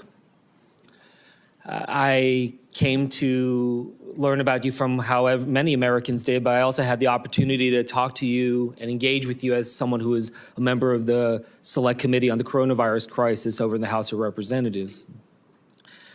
When I learned about your background, 38 years as the director of the National Institute of Allergy and Infectious Disease, appointed by President Reagan, served under 7 presidents, 4 Republicans and 3 Democrats. I admire that greatly. I myself had a chance to serve in the executive branch, serve in government under both a Republican president and a Democratic president. And I believe that we need more of that type of work, a place where we can understand our jobs not as coming from a place of partisanship and politics, but that of just public service. And right now, I feel the hyperpartisanship growing in this country in dangerous ways. I feel it much more present here on the Hill than I did back when I served as a nonpartisan career public servant at the State Department. And I worry about it. I worry about what kind of trajectory we're on as a country and what this causes when it comes next for public service and those willing to step up for our nation. And it's not just in the attacks, but we see it brought out with the cuts to funding, to the firing of federal workers, to the demonization of their motivations, people calling our public servants criminals, thinking that they are there solely to undermine others that are trying to engage. I look at it right now. You know, it's not just that the people are being attacked, our public servants being attacked, but that it's undermining the very nature of the work of governance. You know, these cuts to HHS funding, to NIH funding, to the grants, cuts to the researchers doing the critical work to find cures and medicines. These firing, these cuts, they're creating a chilling effect, honestly, a chilling effect for the next generation of people who might consider stepping up to serve our nation, to be the next generation of researchers who now are wondering whether or not this is the right thing for them to do at a time when they see some of their colleagues or those that they looked up to being attacked, their funding being cut. researchers that I talk to who are now either leaving the country or considering leaving the country to do their work because of the sheer unpredictability of America.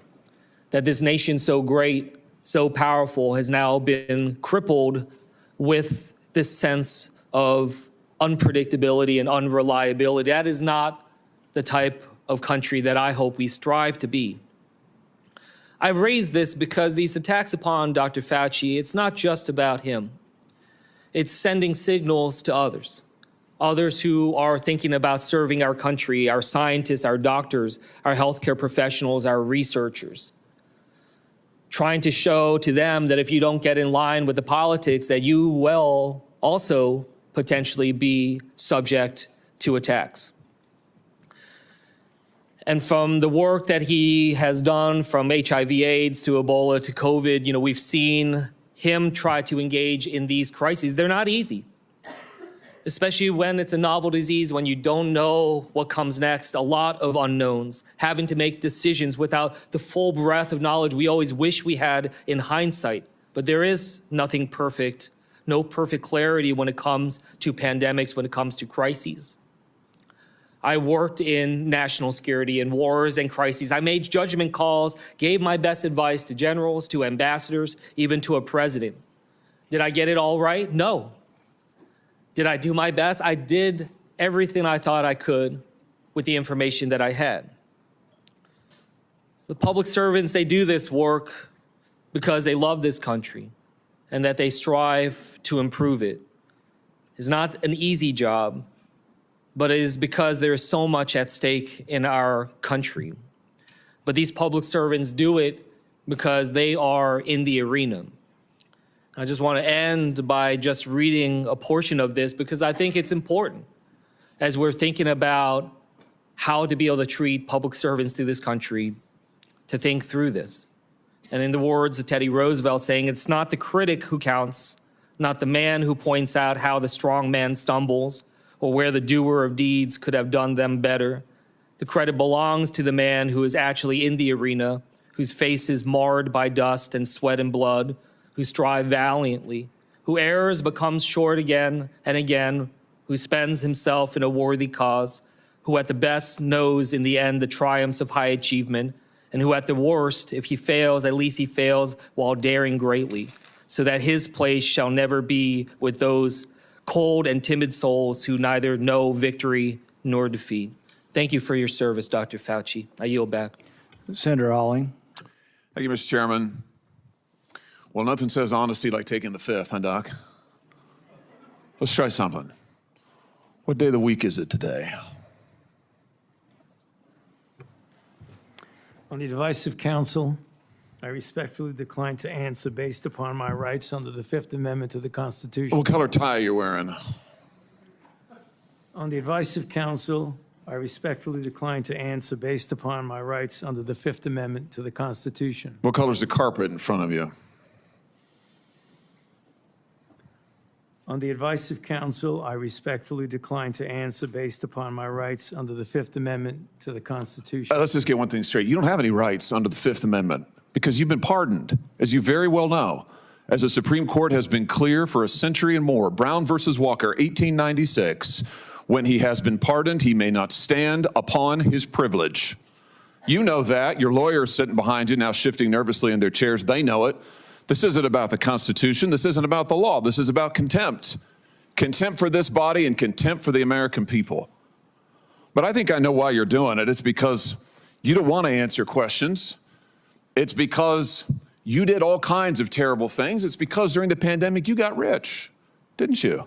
You got rich while people were dying, hundreds of thousands of Americans, over 1 million in the end, and you were getting rich. And not only were you doing that, you were using federal employees with taxpayer money to apply for and solicit cash prizes for you personally, cash prizes totaling over $1 million. You did all of that during the pandemic, didn't you? That's a question. On the advice of counsel, I respectfully decline to answer based upon my rights under the Fifth Amendment to the Constitution. You remember Greg Folkers? Who was that? On the advice of counsel, I respectfully decline to answer based upon my rights under the Fifth Amendment to the Constitution. Your chief of staff is the answer. Do you remember Patricia Conrad? Who was that?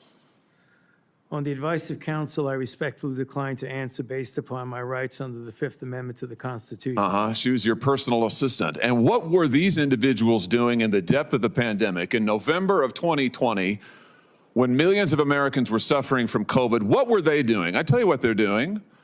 Folkers was on your behalf soliciting and gathering information for a cash award. Let's look at it. We've got his email right here, right over my shoulder. Volker says, I'm working on this nomination for the Dan David Award for Fauci. We need to beef up the COVID part. Do you have language in the can that you could share that delineates how we responded in new ways to COVID? He sends this to multiple federal employees. What was the Dan David Award? Do you remember, Doc? On the advice of counsel, I respectfully decline to answer based upon my rights under the Fifth Amendment to the Constitution. It was a $900,000 cash award. $900,000 cash award.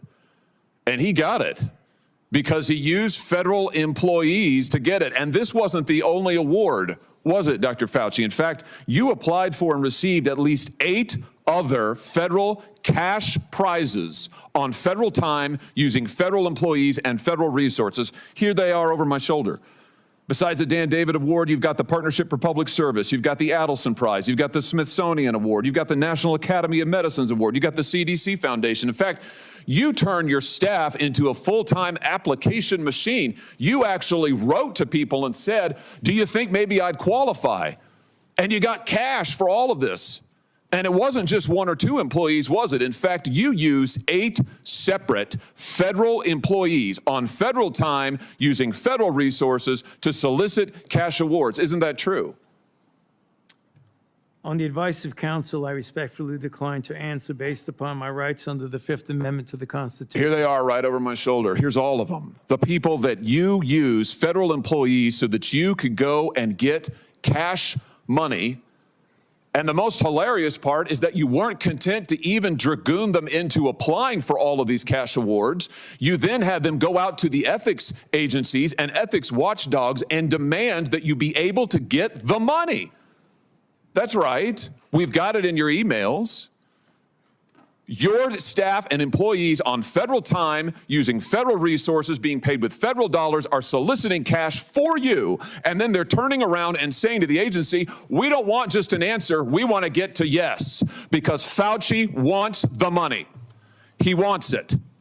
We want to get to yes, and yes takes time. This is your chief of staff again, using federal email to pressure the agency's own ethics people so that you could get money, so that you could get rich.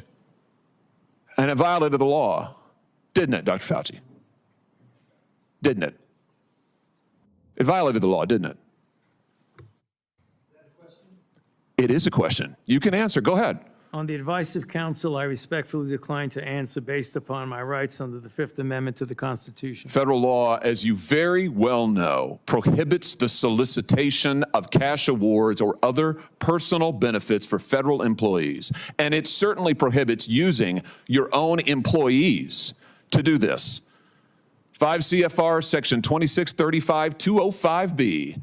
It says it right there in black and white. You cannot use federal resources, federal dollars, federal employees, federal offices, federal email, federal time to solicit cash awards, and you did all of it, and the worst part is thousands of people were dying while you were doing it. You were supposed to be the nation's doctor, and you were playing one on TV, but this is what you were doing with your time. Isn't that true?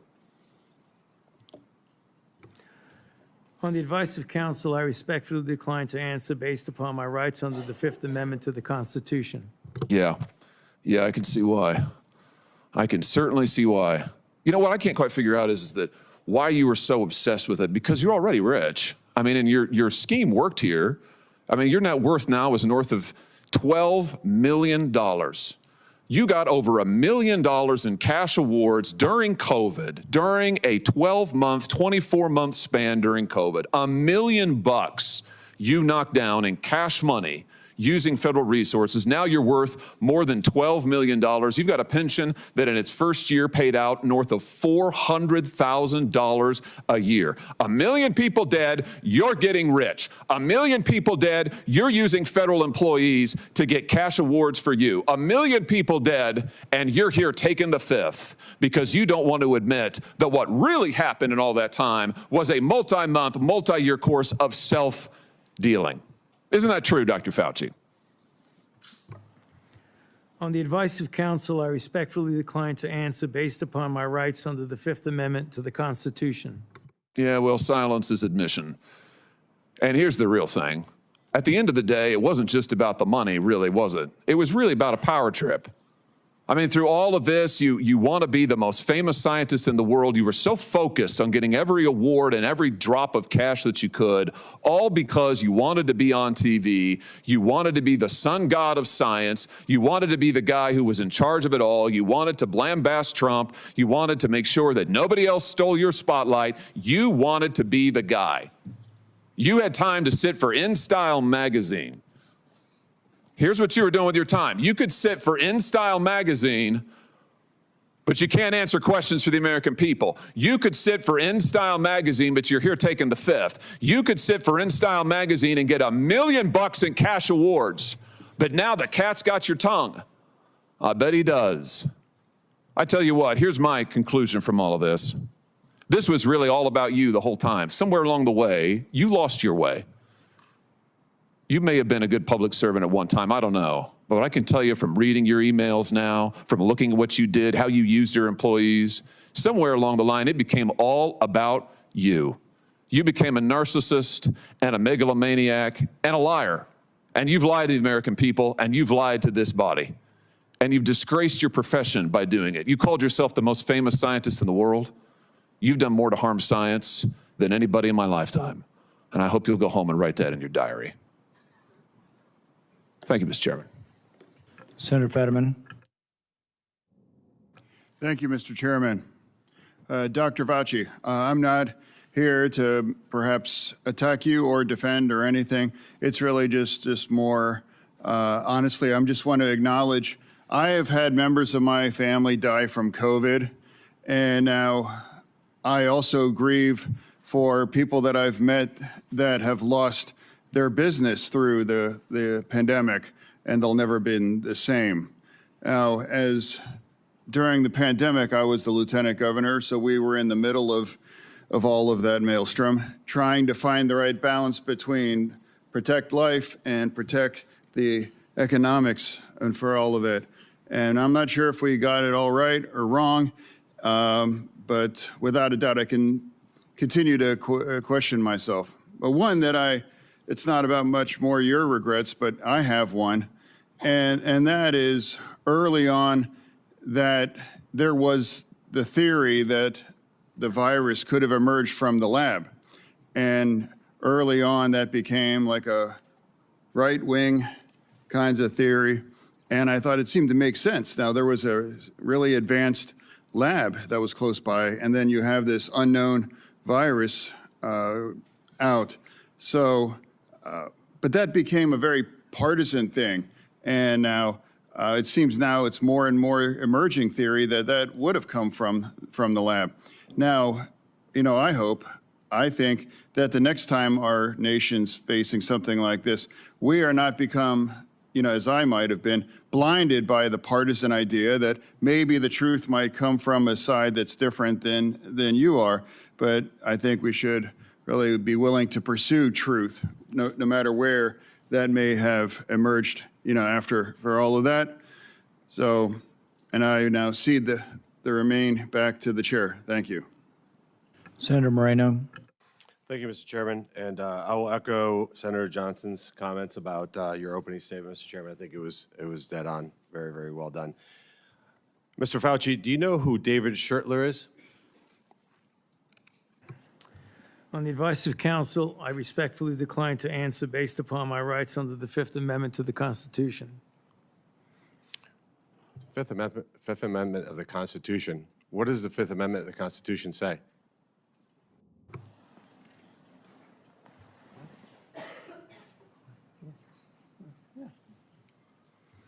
On the advice of counsel, I respectfully decline to answer based upon my rights under the Fifth Amendment of the Constitution. No, I'm just asking you what it says. On the advice of counsel, I respectfully decline to answer based upon my rights under the Fifth Amendment to the Constitution. I'm going to give the Constitution to my aide. He'll bring it over to you so you can have it for future reference. I think it's something that every American should know what the Constitution says. Do you know who wrote the Fifth Amendment? On the advice of counsel, I respectfully decline to answer based upon my rights under the Fifth Amendment of the Constitution. So you're invoking a right that you don't know who wrote it or what it says. Is that correct? On the advice of counsel, I respectfully decline to answer based upon my rights under the Fifth Amendment to the Constitution. Wow. All right, let me tell you who David Schertler is for the audience, because he was ejected by the chairman. He's a high-profile criminal attorney. He's represented some really great people, like Senator Bob Menendez. Maybe that's somebody who my Democrat colleagues may remember took gold bars as bribes from the Egyptians. And there's an article here in the Washington Free Beacon that talks about why you would hire a guy like David Schertler. And the comment is, if you're in deep shit, that's who you call. Do you feel like you're in deep shit? On the advice of counsel, I respectfully decline to answer based upon my rights under the Fifth Amendment to the Constitution. Clearly, what you think today is that somehow you're above reproach. Somehow you feel like you don't need to be treated like a normal American. Can you do me a favor in the audience and stand up if during the time of the COVID pandemic, you were called a racist for calling the virus a Wuhan virus or the China virus? If you thought the 6-foot rule was total crap, if you thought the vaccine wasn't something that you should take, if you thought it was outrageous the way the mask policy was rolled out, if you were fired from your job for not taking that vaccine, including members of the military, if you thought closing schools was catastrophically stupid, and that you thought that during these times saying these things made you somehow a lesser human being. Dr. Fauci, can you just turn around and look at the people behind you? You're not willing to do that? That's not a question. It's not a question. To your lawyer, it's not a question. It's a request. All you have to do is look up from your lawyers and look at the people who were absolutely shamed for saying what we know now to be the truth. You can't even look at them? That's a question. Are you able to look at them? You can sit down in the audience.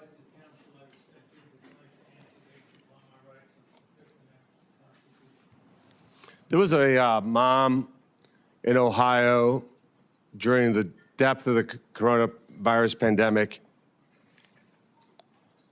decided to go to her high school football game for her son. They hadn't been out much. The kids had been learning at school, and then the school got shut down. They hadn't really gotten much out of that education. As any parent knew, that remote learning was no learning at all. But it was a Friday night. Her son wanted to go watch a buddy go play football. So they went to the stadium. They sat alone, far from everybody else, just a mom, a dad, a few kids. They didn't feel they needed to wear masks because it was stupid, because they were outside. They all live together. They're not near anybody. Dr. Fauci, do you know what happened to that mom and that family? That's a question. On the advice of counsel, I respectfully decline to answer based upon my rights under the Fifth Amendment to the Constitution. They were dragged out of that stadium and arrested. Those policies were put in place because you had moronic politicians that listened to the words of a megalomaniac who was more interested in having met a Kardashian than the suffering of the American people, and that is you.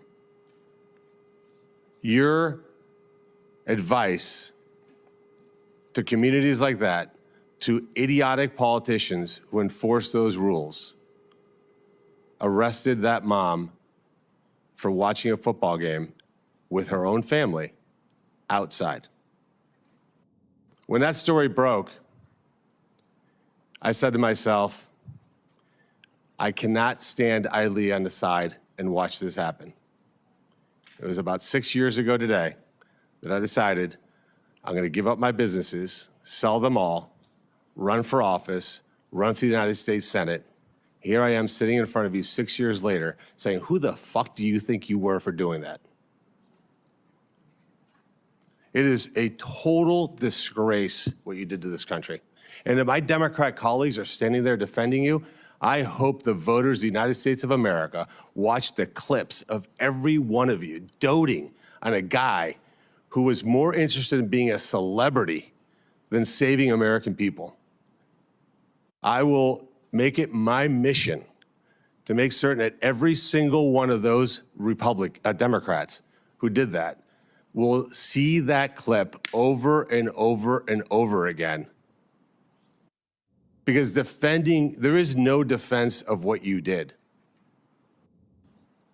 You may have had a 50-plus year legacy of public service, but it ends in total and complete disgrace.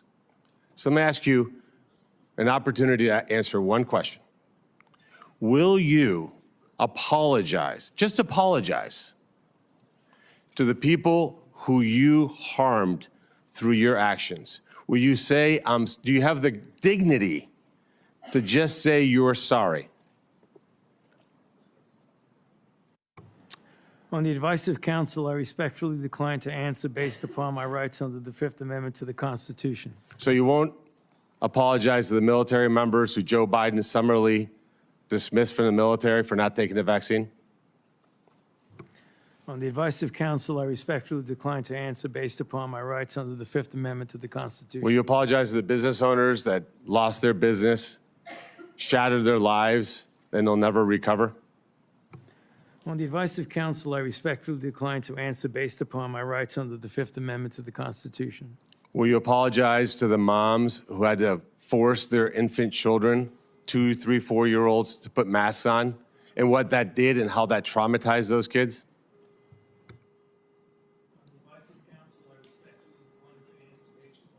Under the Fifth Amendment to the Constitution. Will you apologize to the family members of the people who died because they took your advice and not only got the first vaccine, but the 5, 6 other boosters that they did not need?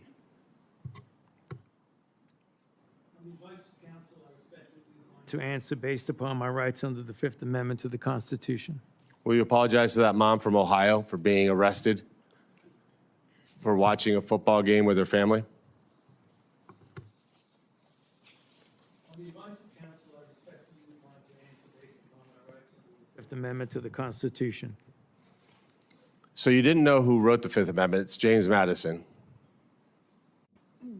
Lived in this town. I can only wonder what he would think of somebody like you invoking his writings to shield culpability for the actions that you took. It's no secret why you have to hire the biggest dirtbag attorney on the planet, because of what you did. I hope you're paying him well. And I hope that one way or the other, somewhere, sometime, you answer for your crimes. Senator Ernst. Thank you, Mr. Chairman, for holding this important hearing today.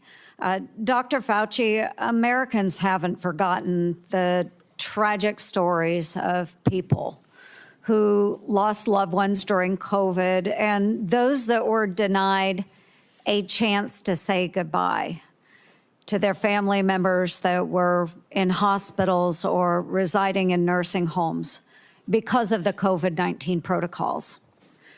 Americans haven't forgotten the mandates, the adverse reactions to vaccines, the government misinformation, social media censorship, hotlines to tattle on their neighbors, the forced school closures, the tragic rise in suicides, or those businesses that were forced to close during lockdowns.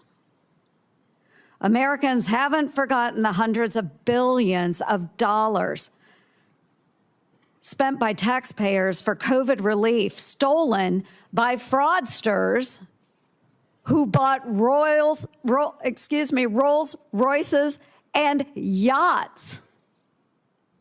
These were taxpayer dollars. Americans have lost trust in science and government after the COVID response, trust which will be incredibly difficult for us to gain back. Dr. Fauci, you said that the science was evolving and that your recommendations evolved with it. But Americans remember you as the public face of the coronavirus response. As one of the nation's most trusted voices, you urged policies you said were absolutely necessary, even when those policies came at an enormous human and economic cost. And Americans deserve answers about reports that you may have worked with others to pressure the president into adopting the slow the spread strategy, and why you later sought an unconditional pardon for crimes you may have committed dating back to 2014. Dr. Fauci, in 2022, you had a taxpayer-funded salary of $480,000 a year. You were, in fact, the highest paid federal employee in the entire federal government, even making more than the NIH director and the President of the United States. According to now public documents, that was due in large part to your work on biodefense. Unreported is how NIAID spent over $1 billion from 2009 to 2026 in biodefense and influenza federal contracts and subcontracts. My office uncovered records on usaspending.gov that show from 2015 to 2020, NIAID paid out $515,418 in subcontracts to Harbin Veterinary Institute in Harbin, China, including $100,000 a few days after it opened a BSL-4 biolab in 2018.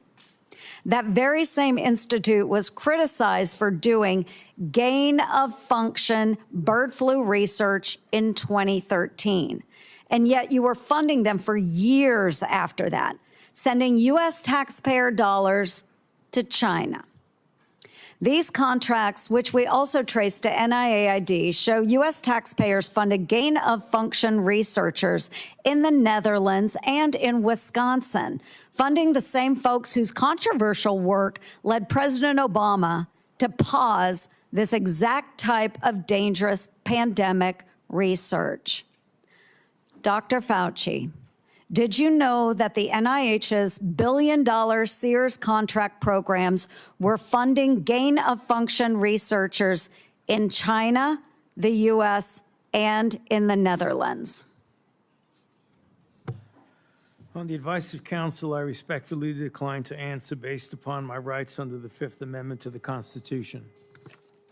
Dr. Fauci, Dr. Deborah Birx wrote in her book that you and President Obama's former CDC director were at a Saturday, March 14th,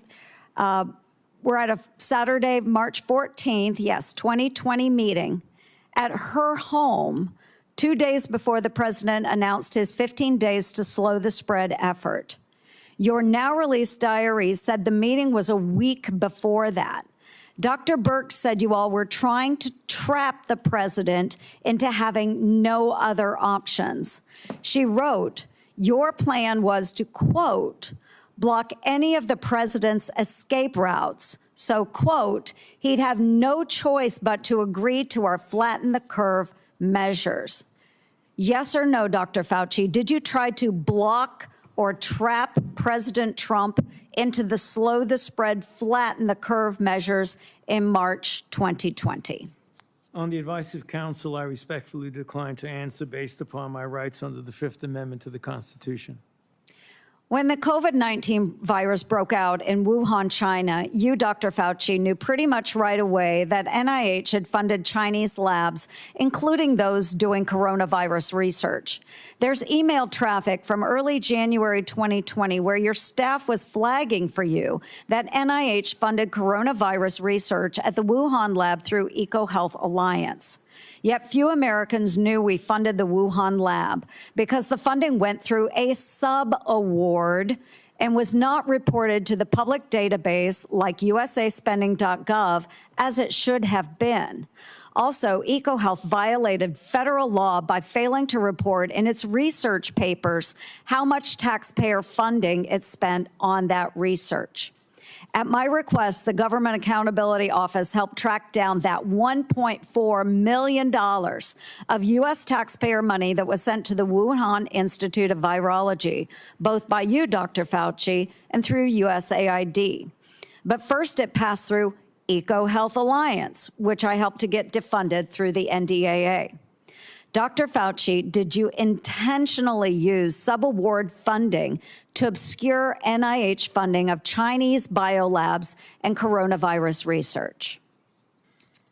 On the advice of counsel, I respectfully decline to answer based upon my rights under the Fifth Amendment to the Constitution.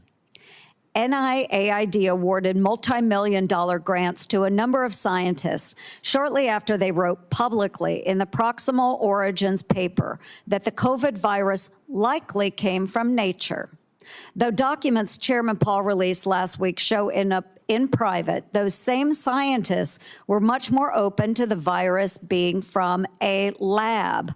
In 2023, Representative Jordan insinuated that you basically gave a $9 million bribe in the form of an NIH grant to NIH-funded virologists to say the virus likely was from nature.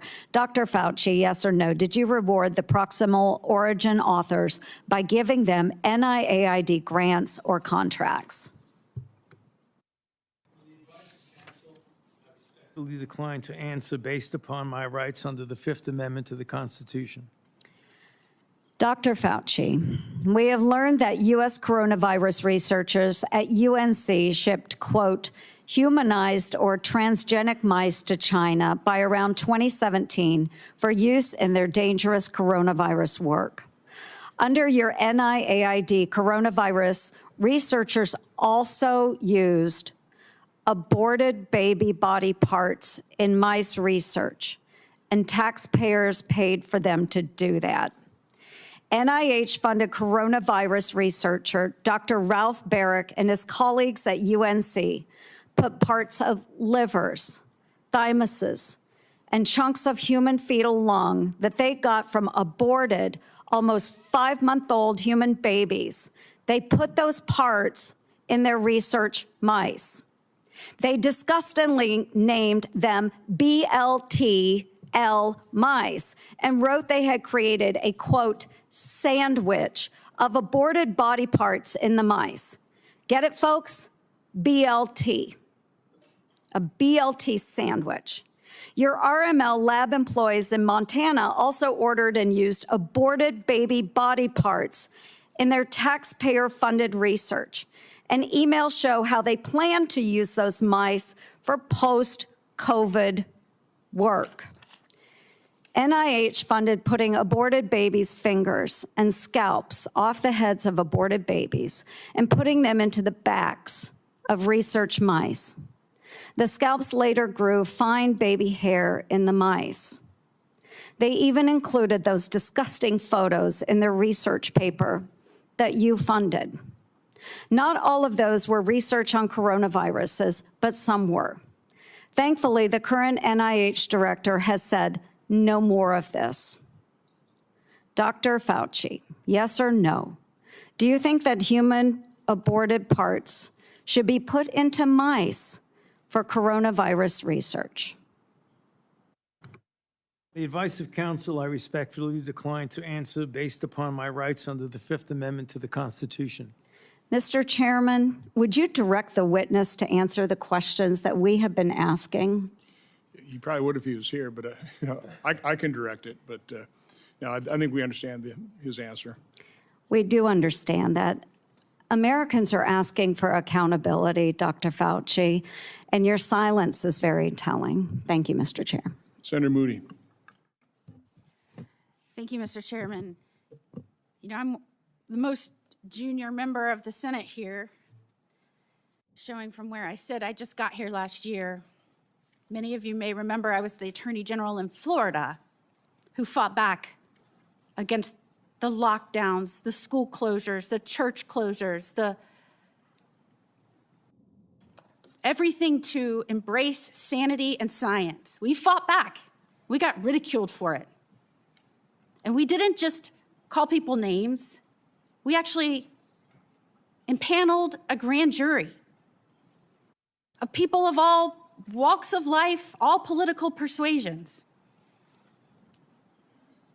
So that's how I came here, fighting for a free state amongst states that had locked their own people down. We are now called the Free State of Florida.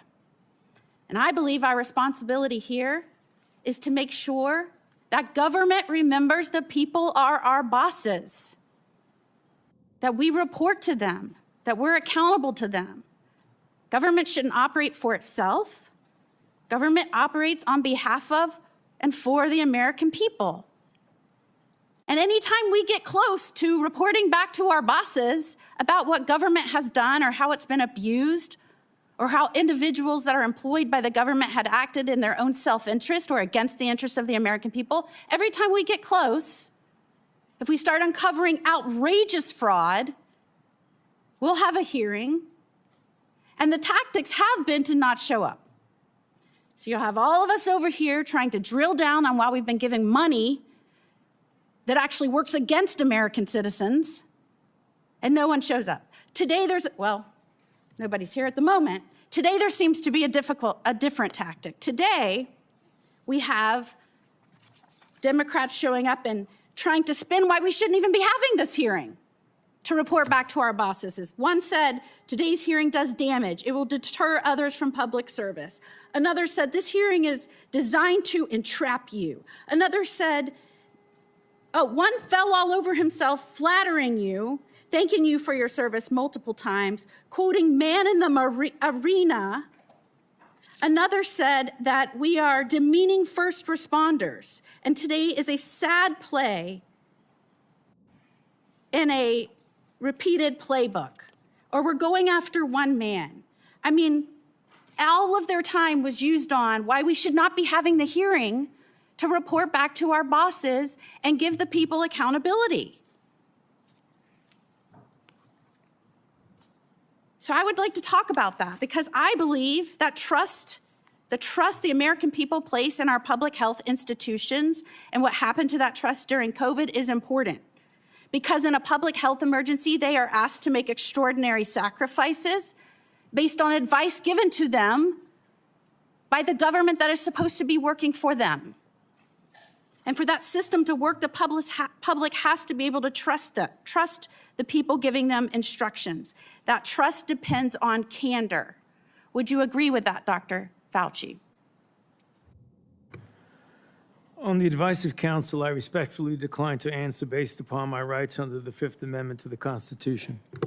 And when the evidence is uncertain, officials need to say so. When recommendations are based on assumptions rather than hard data, they need to say so. And when they get something wrong, they need to own it. And when the trust is lost and the consequences extend far beyond any single pandemic, the next time public health officials genuinely need Americans to listen, millions of people may simply ignore them or not believe them. And Dr. Fauci, you were undeniably the face of the federal government's COVID response. You said so yourself in your diary. You said it's not hyperbole to say I've become the most famous and talked about person in the country. So I want to understand how we got here. Let's start at the beginning. On March 8th, 2020, you appeared on 60 Minutes to discuss the spread of COVID-19. You were specifically asked to clear up the confusion and misinformation surrounding masks. You told the American people, right now in the United States, people should not be walking around with a mask. The interviewer immediately stopped you and said, "Are you sure of it? Because people are listening really closely to this." And instead of walking back or qualifying your statement in any way, you doubled down. There's no reason to be walking around with a mask. When you're in the middle of an outbreak, wearing a mask might make people feel a little better. It might even block a droplet, but it's not providing the perfect protection that people think it is. And often there are unintended consequences. People keep fiddling with their masks. They keep touching their face. Just a few weeks later, the CDC released its guidance recommending that Americans wear masks in public. You were asked to explain your original recommendation. You emphasized a very different consideration. You said, well, back then, the critical issue was to save the masks for the people who really needed them because it was felt there was a shortage of masks. So I want everybody to sit with that. The critical issue driving your initial recommendation to the American public was scarcity, logistics, not medical evidence. So when you told the American people there was no reason to wear a mask, what was your principal objective? Giving them an honest assessment of the medical evidence or discouraging them from consuming a scarce supply of masks? On the advice of counsel, I respectfully decline to answer based upon my rights under the Fifth Amendment to the Constitution.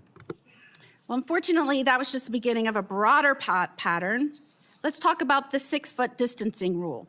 In April 5th, 2020, interview on CBS said, every time I get to that podium in the White House briefing room, I always essentially plead with people. Please take a look at those very simple guidelines of physical separation, and they're very, very clear. Physically separate 6 feet away. Yet when Congress finally asked you in 2024 what science supported that evidence, 6-foot distance rule for COVID, you admitted you were not aware of any studies supporting it. Incredibly, you said the 6-foot rule sort of just appeared and described it as an empiric decision that wasn't based on data. That rule had real consequences. Schools didn't open back up. Businesses didn't open back up. Churches didn't open back up. I could go on and on and on. And Americans were kept physically separated from one another during the most difficult moments of their lives. Many lost loved ones during that time. So, Dr. Fauci, did you have any evidence to support a 6-foot separation rule when you gave that advice to Americans? On the advice of counsel, I respectfully decline to answer based upon my rights under the Fifth Amendment to the Constitution. All right, well, let's look at the lockdowns then. By 2022, the consequences of prolonged COVID lockdowns on our children were clear, from delayed development to social isolation, which is probably why you were asked in July 2022 whether you would recommend locking down schools again. And you said, first of all, I didn't recommend locking anything down. But now we have your diary. And it tells a very different story from the one you told the public. And I will quote, I spoke with Bill de Blasio, the mayor of NYC, and convinced him based on what I was saying publicly in my conversation tonight to close the NYC schools. He had already decided based on what I was saying on TV. I went on to tell him he should close the bars and restaurants in NYC, and he said he would do this based on my recommendation. You even said that you told the president we should shut the whole country down.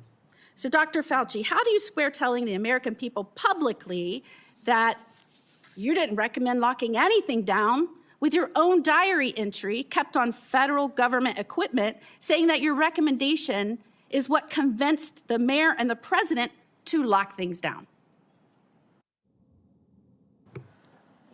On the advice of counsel, I respectfully decline to answer based upon my rights under the Fifth Amendment to the Constitution. Now, I just want to make clear that when in Florida, we were pleading with people to give us advice based on scientific evidence, that we were getting these conflicting statements by you that didn't match scientific data. And in fact, when we impaneled a grand jury, The grand jury's conclusion, not surprising to anyone, and by the way, we're still the only state to have impaneled a grand jury. I was the only attorney general to do this. We did this in 2023. That conclusion was the lockdown, mask, and social distancing advice ministered by federal agencies and implemented by certain local, state, and federal agencies was not based on the best available scientific data. In fact, many recommendations and their accompanying mandates departed significantly from available research.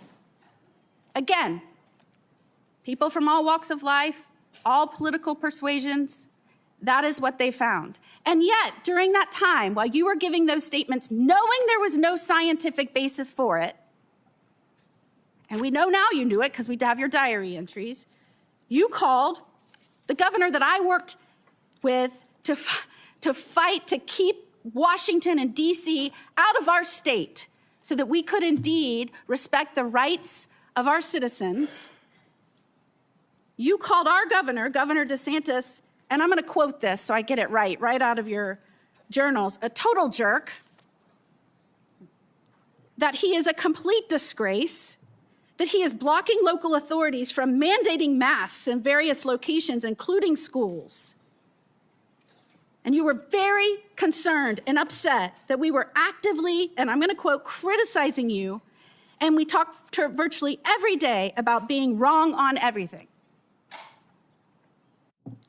And what is astounding is that you wrote you feared because of that, because we were questioning our government, because we were fighting back for the truth from our government, from scientifically based recommendations, because we were pushing for that. You said you feared that our democracy is in dire danger.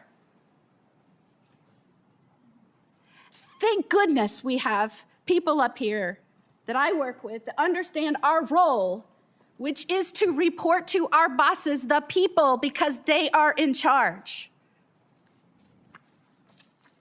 Calling for our government to be honest with us and transparent with us and accountable to us, that is a democracy. What you did is the opposite. And I cannot believe I have to explain this to someone who represented our government and some of the most important issues for so long. And before I conclude, if I can just put up our pardon. This is the pardon you have heard so much about. And Dr. Fauci, the only other person that got a pardon like this, I believe, had a last name of Biden. This pardon goes back to, and if you'll see, January the 1st of 2014. Did you talk to President Biden and ask for this pardon? On the advice of counsel, I respectfully decline to answer based upon my rights under the Fifth Amendment to the Constitution. Who did you talk to in the White House about this pardon? On the advice of counsel, I respectfully decline to answer based upon my rights under the Fifth Amendment to the Constitution. Did you specifically ask that it be dated back to the beginning of 2014? On the advice of counsel, I respectfully decline to answer based upon my rights under the Fifth Amendment to the Constitution. Did you do that so that you would be given immunity going back to the beginning of 2014? On the advice of counsel, I respectfully decline to answer based upon my rights under the Fifth Amendment to the Constitution. I'm just very interested in why it was this date. Did it have anything to do with the fact that 2014 was also the year that the NIAID or NIH began funding EcoHealth Alliance's Understanding the Risk of Bat Coronavirus Emergence grant? On the advice of counsel, I respectfully decline to answer based upon my rights under the Fifth Amendment to the Constitution. And this is the same grant that funded the work on bat coronaviruses at the Wuhan Institute on Virology. Millions of Americans are questioning what happened during COVID, why we were given misleading information, misleading advice, why you gave conflicting statements based on, I guess, how you were feeling that day. And Americans, rightfully, we lost over 1 million Americans. They should be insulted when the Democrats insult our chair that he's doing this because he is on an obsessive mission to go after one man. Could his obsessive mission be to find out why 1 million Americans died and who might be responsible for that and where that started? Could that be his mission, Dr. Fauci? On the advice of counsel, I respectfully decline to answer based upon my rights under the Fifth Amendment to the Constitution. And after everything we have just walked through, can you sit here today and tell the American people, our bosses, that you bear no responsibility for their collapse in trust of their government?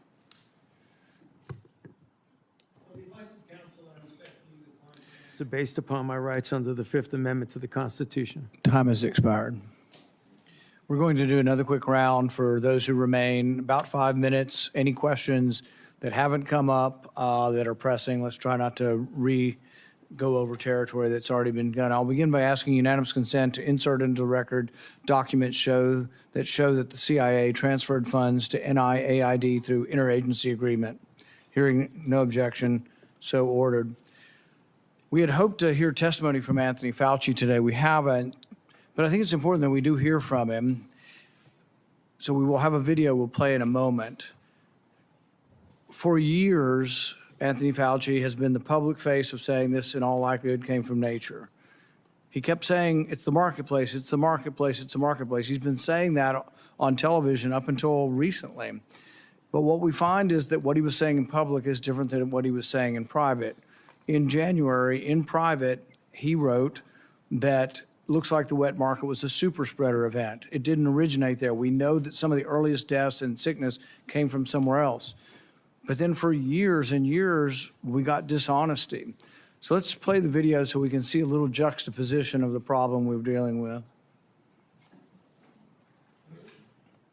Fauci's journal entries contradict what he said publicly about the origins of COVID-19. Fauci admitted in January 2020 that the initial outbreak of COVID did not occur at a wet market.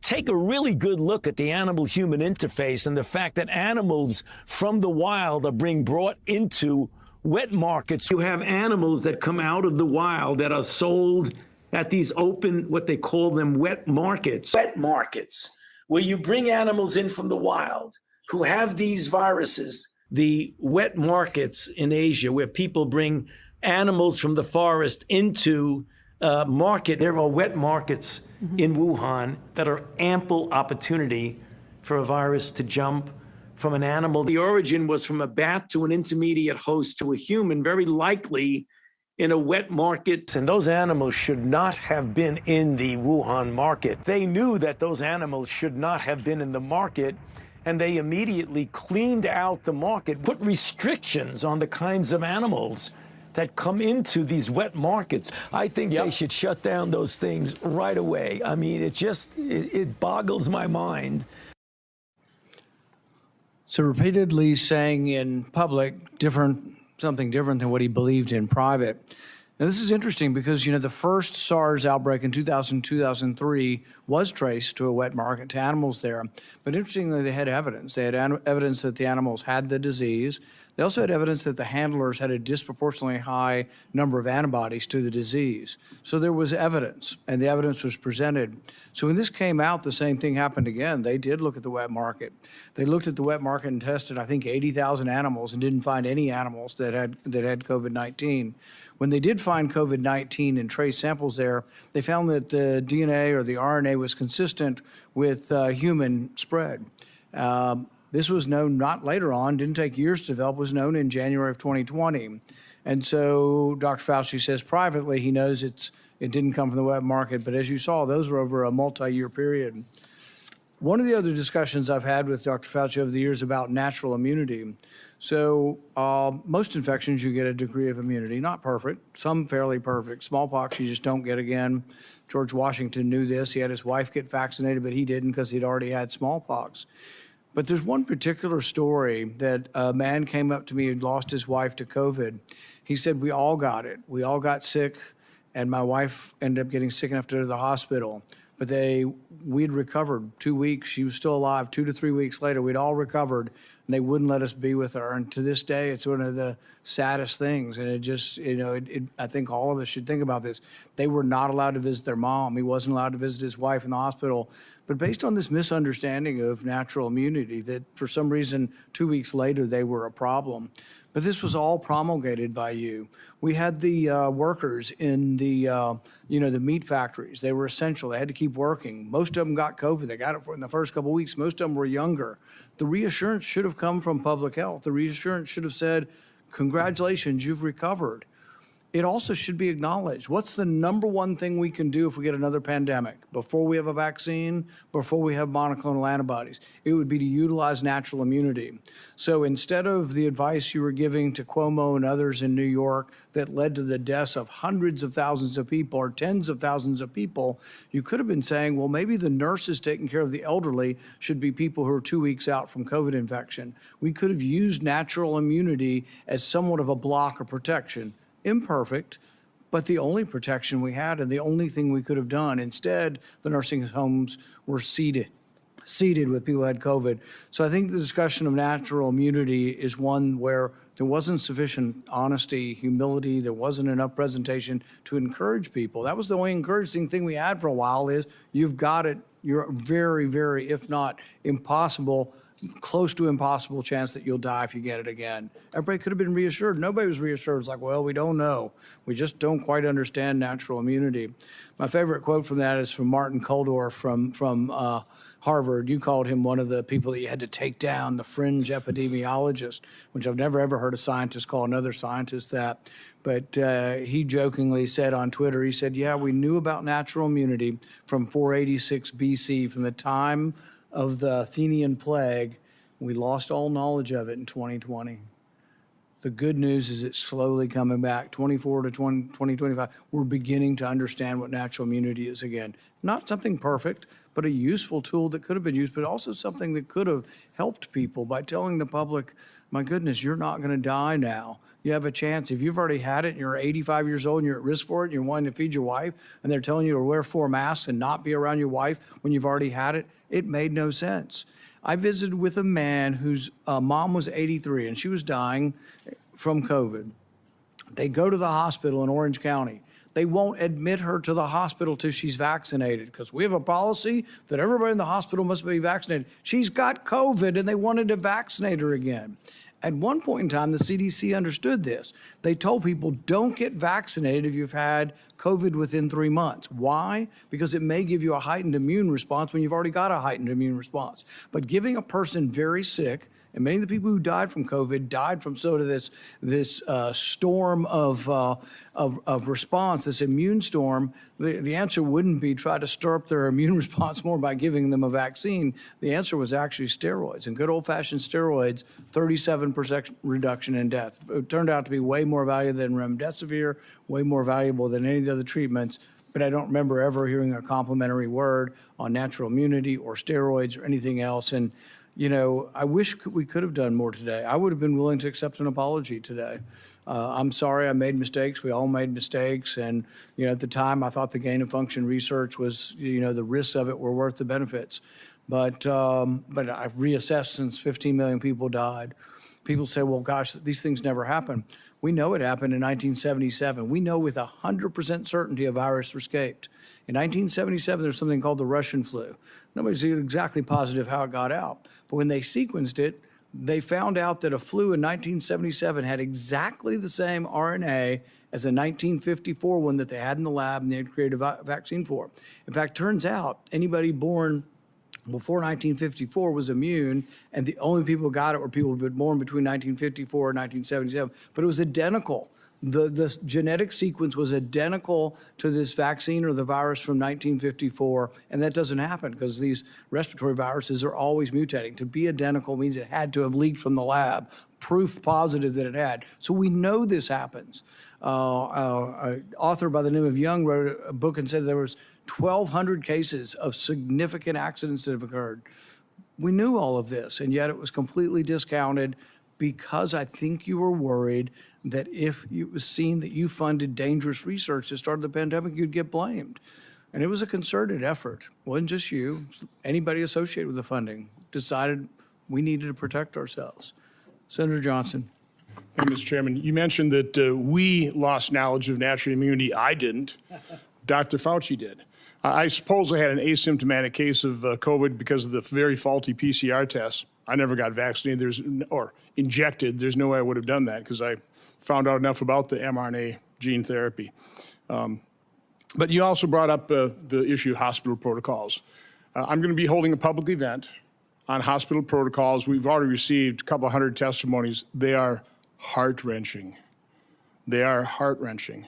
Here's an excerpt from the testimony of a staff surgeon, very experienced, doctor for decades, at Providence Regional Medical Center, Everett, Washington. Quote, after our hospital was given remdesivir by the CDC, we were provided misleading/inaccurate information about the drug by our medical leadership.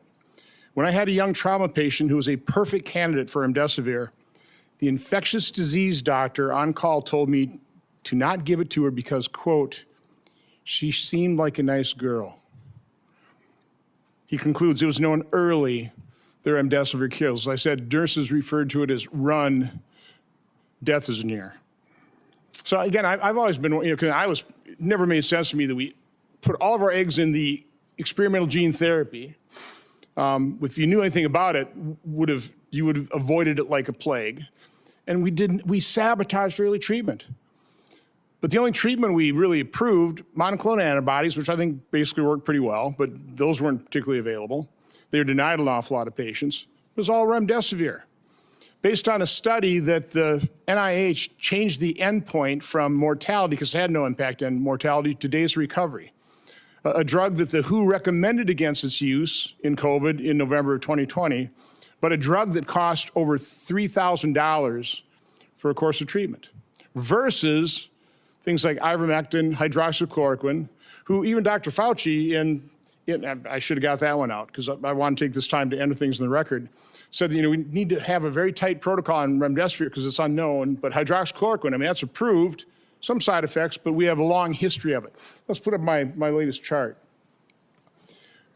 Again, I was tracking adverse events on the experimental injection, but I use this chart as a comparison.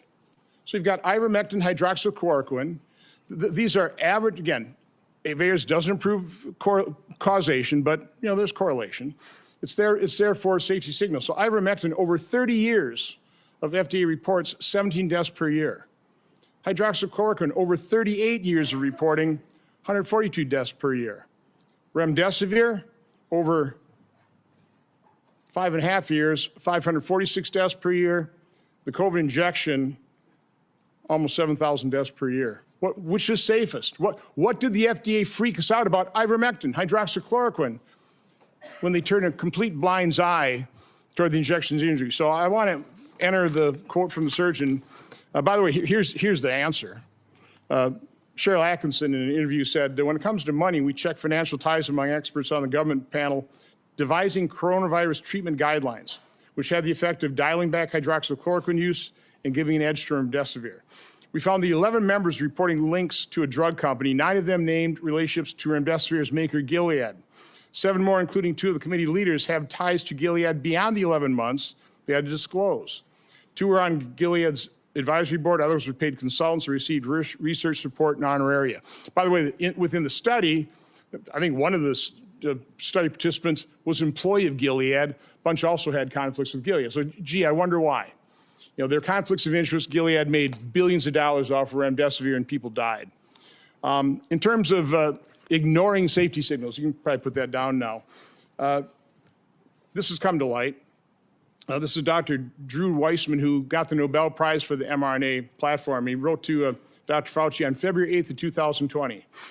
Tony, I wanted to alert you to some new data we generated with our mRNA LNP vaccine. Now, it was a higher fold dose, but that mRNA LNP go to the placenta and fetus measured by translation of the mRNA and cause of immune response in the amniotic fluid. So that same day, Dr. Fauci responds, it'd be interesting to see what human dose levels given intermuscular do. So about a month later, Dr. Weissman replies, he said, we still have some concerns over the data after they tested at IM. Now, again, there's more documentation in terms of the FDA blew it off. It's like, don't worry about that. That was the whole thing. That's what Peter Marks did when he was shown that his algorithm was going to mask safety signals. The last thing I want to enter in the record here is, and I want to make the point, why is this important? That they buried the treatment of severely injection injured. The fact that we haven't acknowledged these injection injuries, these people can't get treatment. They're being gaslit by their doctors. So it's all in your head. The rate of the injection injured of suicides is increasing because they've given up hope, because our medical establishment and federal health agencies completely failed them, failing to acknowledge it. So again, Dr. Nath was diagnosing and treating injection injured in March of 2021. This concerned people. So you had Dr. Walter Koroshitz writes Dr. Fauci. One of the points he made, there's been a steady, slow stream of reports to me of post-vaccination neurological conditions. Dr. Nath has been collecting a bunch. He has reports sent out to publish. Well, that alarmed everybody. Boy, you can't let the public know what's actually happening. You can't actually let the public know what the science is showing. So on April 29th, a email from Francis Collins, head of NIH, to Dr. Koroshitz, says, I find this approach troubling and will have the main consequence of feeding vaccine hesitancy and social media overreaction. Then Dr. Lawrence Tabak writes to Francis Collins, I don't understand why Walter does not shut this thing down. Why don't you shut down Dr. Nath, who's actually treating injection injured? Why? Because of vaccine hesitancy. And because we haven't acknowledged that, and the reason I've been advocating for this is because I know the injection injured. I know people who lost loved ones within days of the injection. And we've turned our backs on them. They deserve acknowledgement. They deserve to be heard, seen, and believed so they can get treatment. I also know the doctors whose careers were destroyed because you denigrated things like ivermectin and denied ivermectin to people in hospitals who got their kidneys knocked out by the remdesivir but got put on ventilators, never got to hug their loved ones goodbye because of those hospital protocols. That's what your science did to people. So, Dr. Fauci, my only question is, based on your lack of testimony here today, based quite honestly on our investigation into the cover-up of safety signals and injection injuries, we have issued letters to a number of former FDA officials to come in for transcribed interviews. You will be getting a letter today asking for a volunteer transcribed interview. So I'd be asking, will you comply or will I have to subpoena you? On the advice of counsel, I respectfully decline to answer based upon my rights under the Fifth Amendment to the Constitution. Expect a subpoena. Thank you. Senator Scott. Dr. Fauci, did you personally receive any royalty payments connected to COVID-related intellectual property? On the advice of counsel, I respectfully decline to answer based upon my rights under the Fifth Amendment to the Constitution. Given that NIH receives royalty payments from certain pharmaceutical companies, why would any American believe these financial ties did not influence decisions about which treatments were promoted or restricted? On the advice of counsel, I respectfully decline to answer based upon my rights under the Fifth Amendment to the Constitution. Why doesn't NIAID publicly disclose these payments? On the advice of counsel, I respectfully decline to answer based upon my rights under the Fifth Amendment to the Constitution. Did you partner with Bill Gates on global health initiatives or vaccines? On the advice of counsel, I respectfully decline to answer based upon my rights under the Fifth Amendment to the Constitution. How much did Bill Gates entities provide in funding to NIAID collectively since 2005? On the advice of counsel, I respectfully decline to answer based upon my rights under the Fifth Amendment to the Constitution. To your knowledge, did Bill Gates partner with China on sensitive research?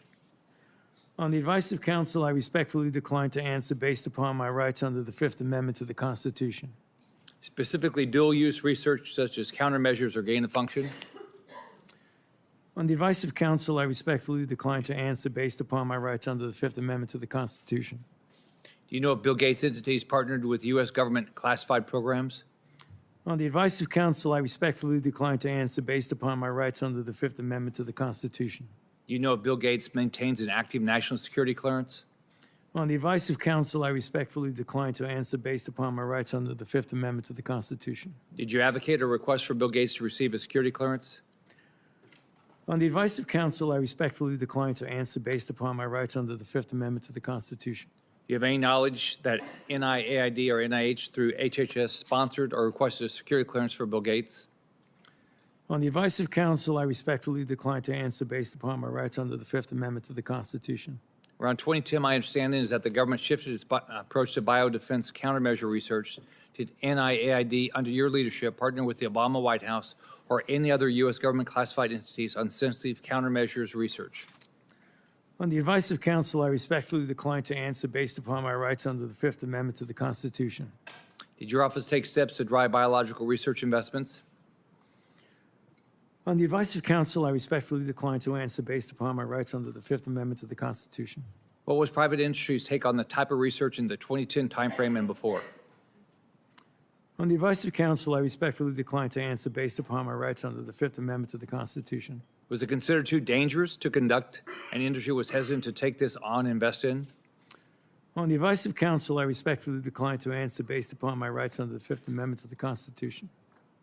Why did you take steps to mature the government's approach to biodefense? On the advice of counsel, I respectfully decline to answer based upon my rights under the Fifth Amendment to the Constitution. Were there any specific lines of effort or actions you felt were needed during this time to improve the research, development, and fielding model? On the advice of counsel, I respectfully decline to answer based upon my rights under the Fifth Amendment to the Constitution. How was dual use and gain of function incorporated or accounted for in maturing biodefense countermeasures?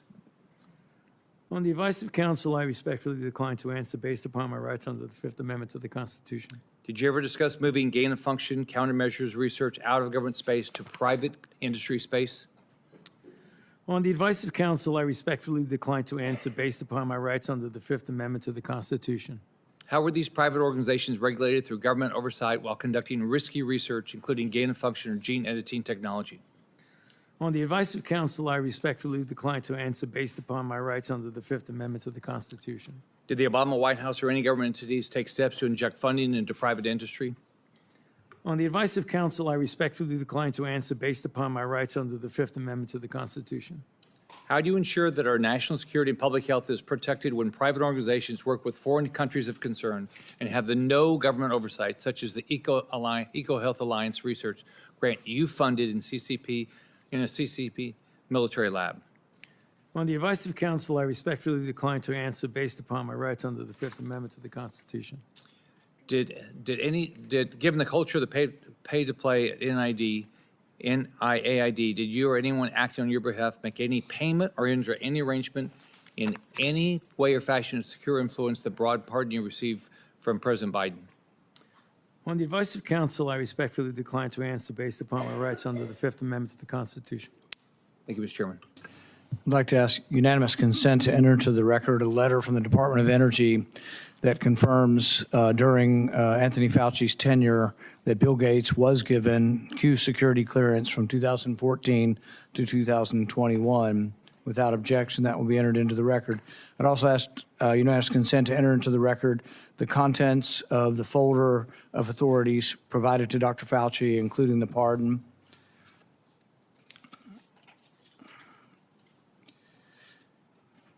Let us be clear today, what we've seen.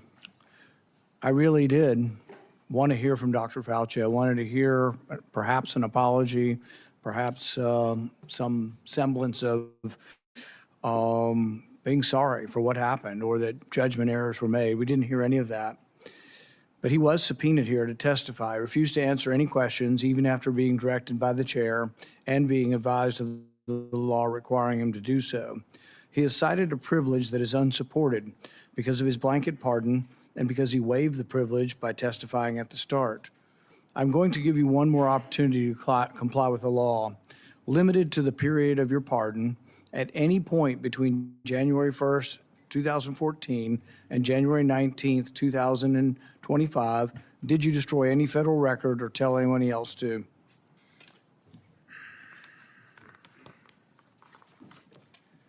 Under the advice of counsel, I respectfully decline to answer based upon my rights under the Fifth Amendment to the Constitution. Given that you have a unlimited presidential pardon, what is your specific objection that you are making? On the advice of counsel, I respectfully decline to answer based upon my rights under the Fifth Amendment to the Constitution. My question was limited to the period of your pardon only. I find your objection unsupported and direct you to answer the question. On the advice of counsel, I respectfully decline to answer based upon my rights under the Fifth Amendment to the Constitution. Because you refuse to answer, citing a privilege that is unsupported because of your pardon, and after being denied to do so, this committee has scheduled a vote next week on a resolution certifying your contempt. I think we have another question or two from Senator Langford. Mr. Chairman, really, this is a question for you, and it's a question to try to figure out how do we get a good answer on this, because clearly Dr. Fauci's attorneys are saying that he has a Fifth Amendment right. We've also subpoenaed him to be able to compel his testimony to be able to be here. I happen to be in the committee. We're also dealing with Lois Lerner. Lois Lerner came and testified, gave an opening statement, and then took the Fifth Amendment. The committee then held her in contempt for that, saying you can't do both. You can't both testify and say I'm not going to answer questions. So the parliamentary question that I think we've got to be able to deal with is this consistent with Lois Lerner? What she also did when she came before Congress, gave an opening statement, testimony, so made a statement, and then refused to answer questions. Are we dealing with the same issue here where someone is you can't make a statement and say I'm not going to make statements at the same time? I think it's a very good question. I think that's something all of us will examine over the next week. We're going to have a vote next week on contempt. I think there's another legal question that the courts may have to decide upon, and that is whether or not a presidential pardon that offers you complete immunity, that you can still claim that you need protection from immunity when you've been protected. Because Dr. Fauci isn't liable for anything as long as he tells the truth, even if he admits that he destroyed records on a routine basis. His assistant said she destroyed a ton of emails. I think it was a routine thing. I think he destroyed throughout his career there are probably thousands of emails. Even if he did that, as long as he answered truthfully, yes, I did. I didn't think that was important. I made a mistake. He can't be prosecuted for it. Many of the things are outside the statute of limitations as well. All he had to do today, if he wanted to testify, was be honest. As long as he was honest, even about committing a crime, he would have no jeopardy. But I think the pardon has given him more immunity than most people would ever get. Like if you offer a witness immunity in exchange for testimony, he has blanket immunity. The president gave him blanket immunity for virtually anything he could have possibly done, while at NIH. So I think we all have to individually answer this question. We welcome you to be part of helping us figure out the question, but there will be a vote, at least right now, there will be planned to be a vote next week on contempt. Okay, thank you, Mr. Chairman. Today will be the capstone to Anthony Fauci's 40 years of abuse of power at NIH. In the end, must imagine Fauci believes he got away with it. But still, late at night, even the guilty must become anxious, rerunning the scenarios through his mind, wondering, latching on to lingering doubts, and worrying. Did his actions lead to the largest man-made plague in human history? Are the millions dead the result of his experiments or experiments that he approved that increased the pathogenicity of deadly viruses? History will judge, but the facts, as we now know them, paint a sordid tale of dishonesty, misjudgment, and ultimately the hubris, the likes of which the world has rarely seen. If everyone will remain seated for a few minutes, we're going to let Dr. Fauci exit. Thank you.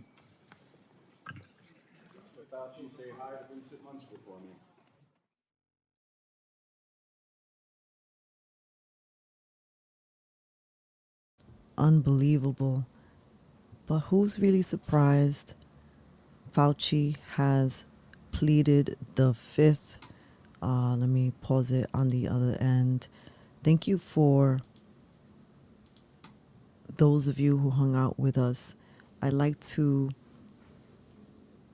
conclude by playing a few videos that we have of different people speaking on the horrors of COVID-19, of the pandemic. Vaccine injuries are real.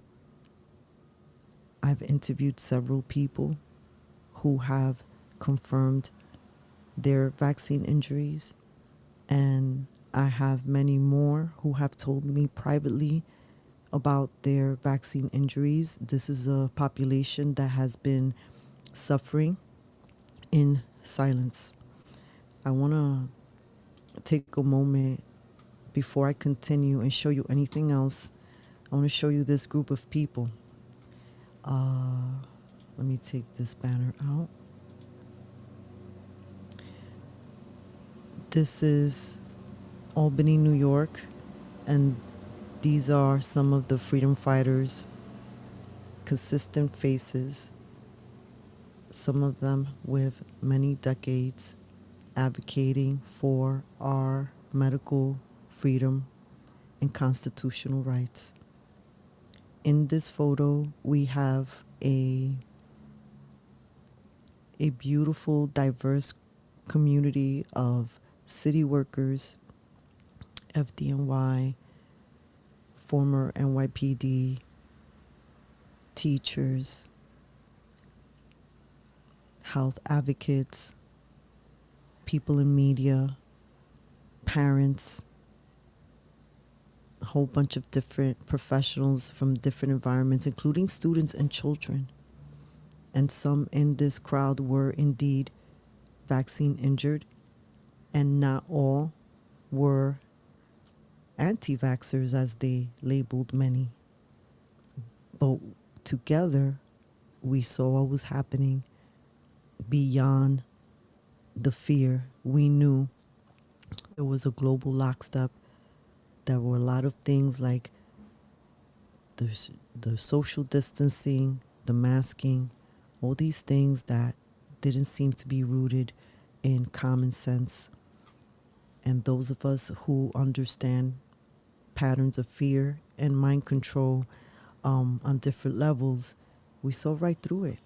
And this is why you had people who were not, quote unquote, in the insider intellectual bubble.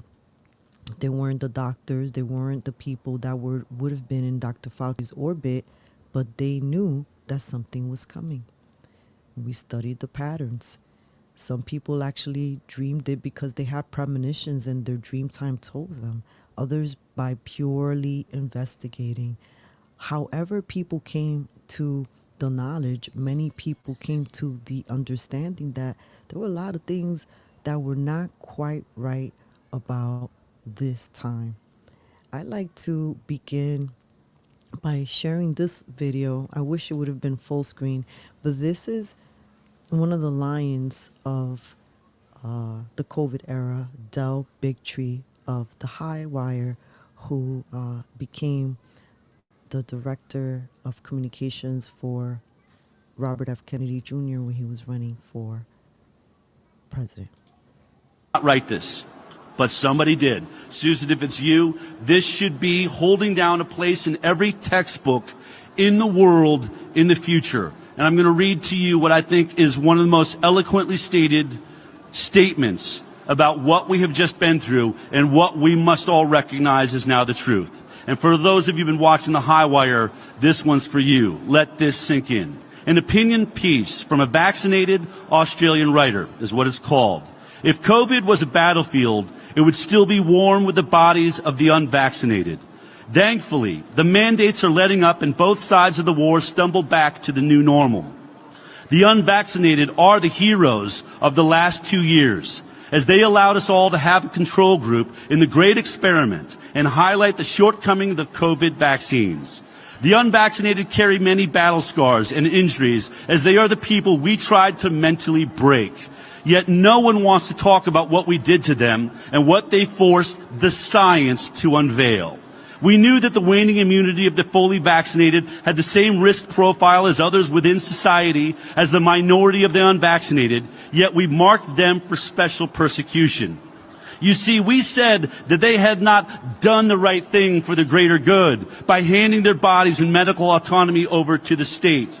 Many of the so-called health experts and political leaders in Australia admitted the goal was to make life almost unlivable for the unvaccinated, which was multiplied many times by the collective mob, with the fight taken into workplaces, friendships, and family gatherings. Today, the hard truth is none of it was justified as we took a quick slide from righteousness to absolute cruelty. We might lay the blame on our leaders and health experts for the push, but each individual within society must be held accountable for stepping into the well-laid-out trap. We did this despite knowing full well that principled opposition is priceless when it comes to what goes inside our bodies, and we let ourselves be tricked into believing that going into another ineffective lockdown would be the fault of the unvaccinated and not the fault of the toxic policy of ineffective vaccines. We took pleasure in scapegoating the unvaccinated because after months of engineered lockdowns by political leaders blinded by power, having someone to blame and turn to burn at the stake felt good. We believed we had logic, love, and truth on our side, so it was easy to wish death upon the unvaccinated. Those of us who ridiculed and mocked the non-compliant did it because we were embarrassed by their courage and principles and didn't think the unvaccinated would make it through unbroken. And we turned the holdouts into punching bags. Lambie, Carr, Chant, Andrews, McGowan, Gunner, and the other cast of hundreds in prominent roles, and we here in America, we could add Fauci and the rest of them, and Biden in prominent roles need to be held to account for vilifying the unvaccinated in public and fueling angry social media mobs. The mobs, the masked Nazis, and the vaccine disciples have been embarrassed by betting against the unvaccinated because mandates only had the power we gave them.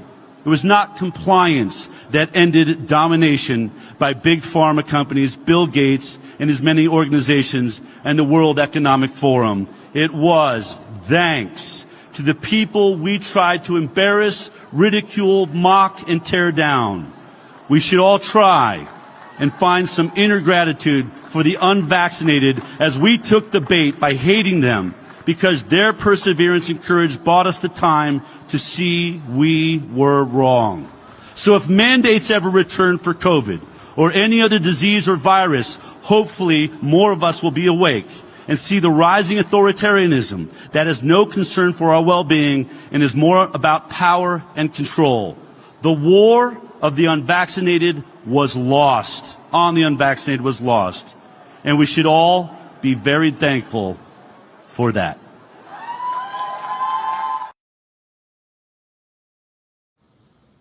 Wow, that was Del Bigtree from the High Wire. Had the pleasure of meeting him a few years ago, and he's doing such great work. Also recommend. Okay, so at this time, I'd like to play a music video called Wokey Pokeland, inspired by these very strange times that we are living in. And this was produced, the visuals were produced by Colzis Wellness, who's also one of the co-hosts on our Monday night live stream, the New York Freedom Fighters podcast, which we host on Cafecito Break Monday nights at 8 p.m. Eastern time. So remember that. Yeah, this is our vertical music video, cartoon style. Thank you, Colzis.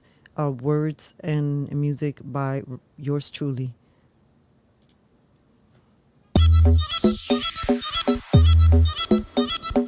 Hey, hey, hey, hey, hey, hey, hey, hey. You can't mind control me. You can't mind control me. I see right through the bullshit. You can't mind control me. You can't mind control me. I see right through the bullshit. Welcome to Wokey Pokey Land. Where everything goes, where anything goes, and everything goes.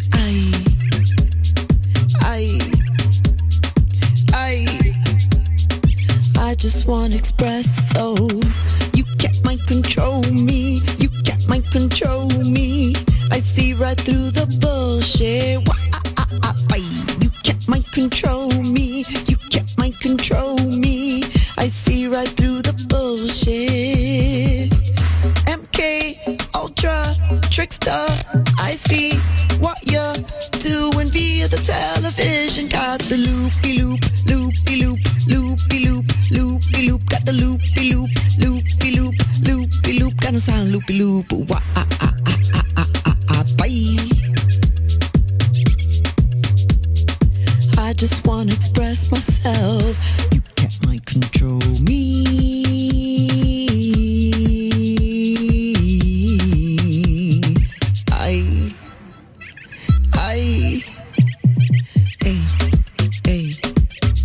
Wokey pokey land. You can't mind control me. You can't mind control me. I see right through the bullshit. Bye. You can't mind control me. You can't mind control me. I see right through the bullshit. Bye.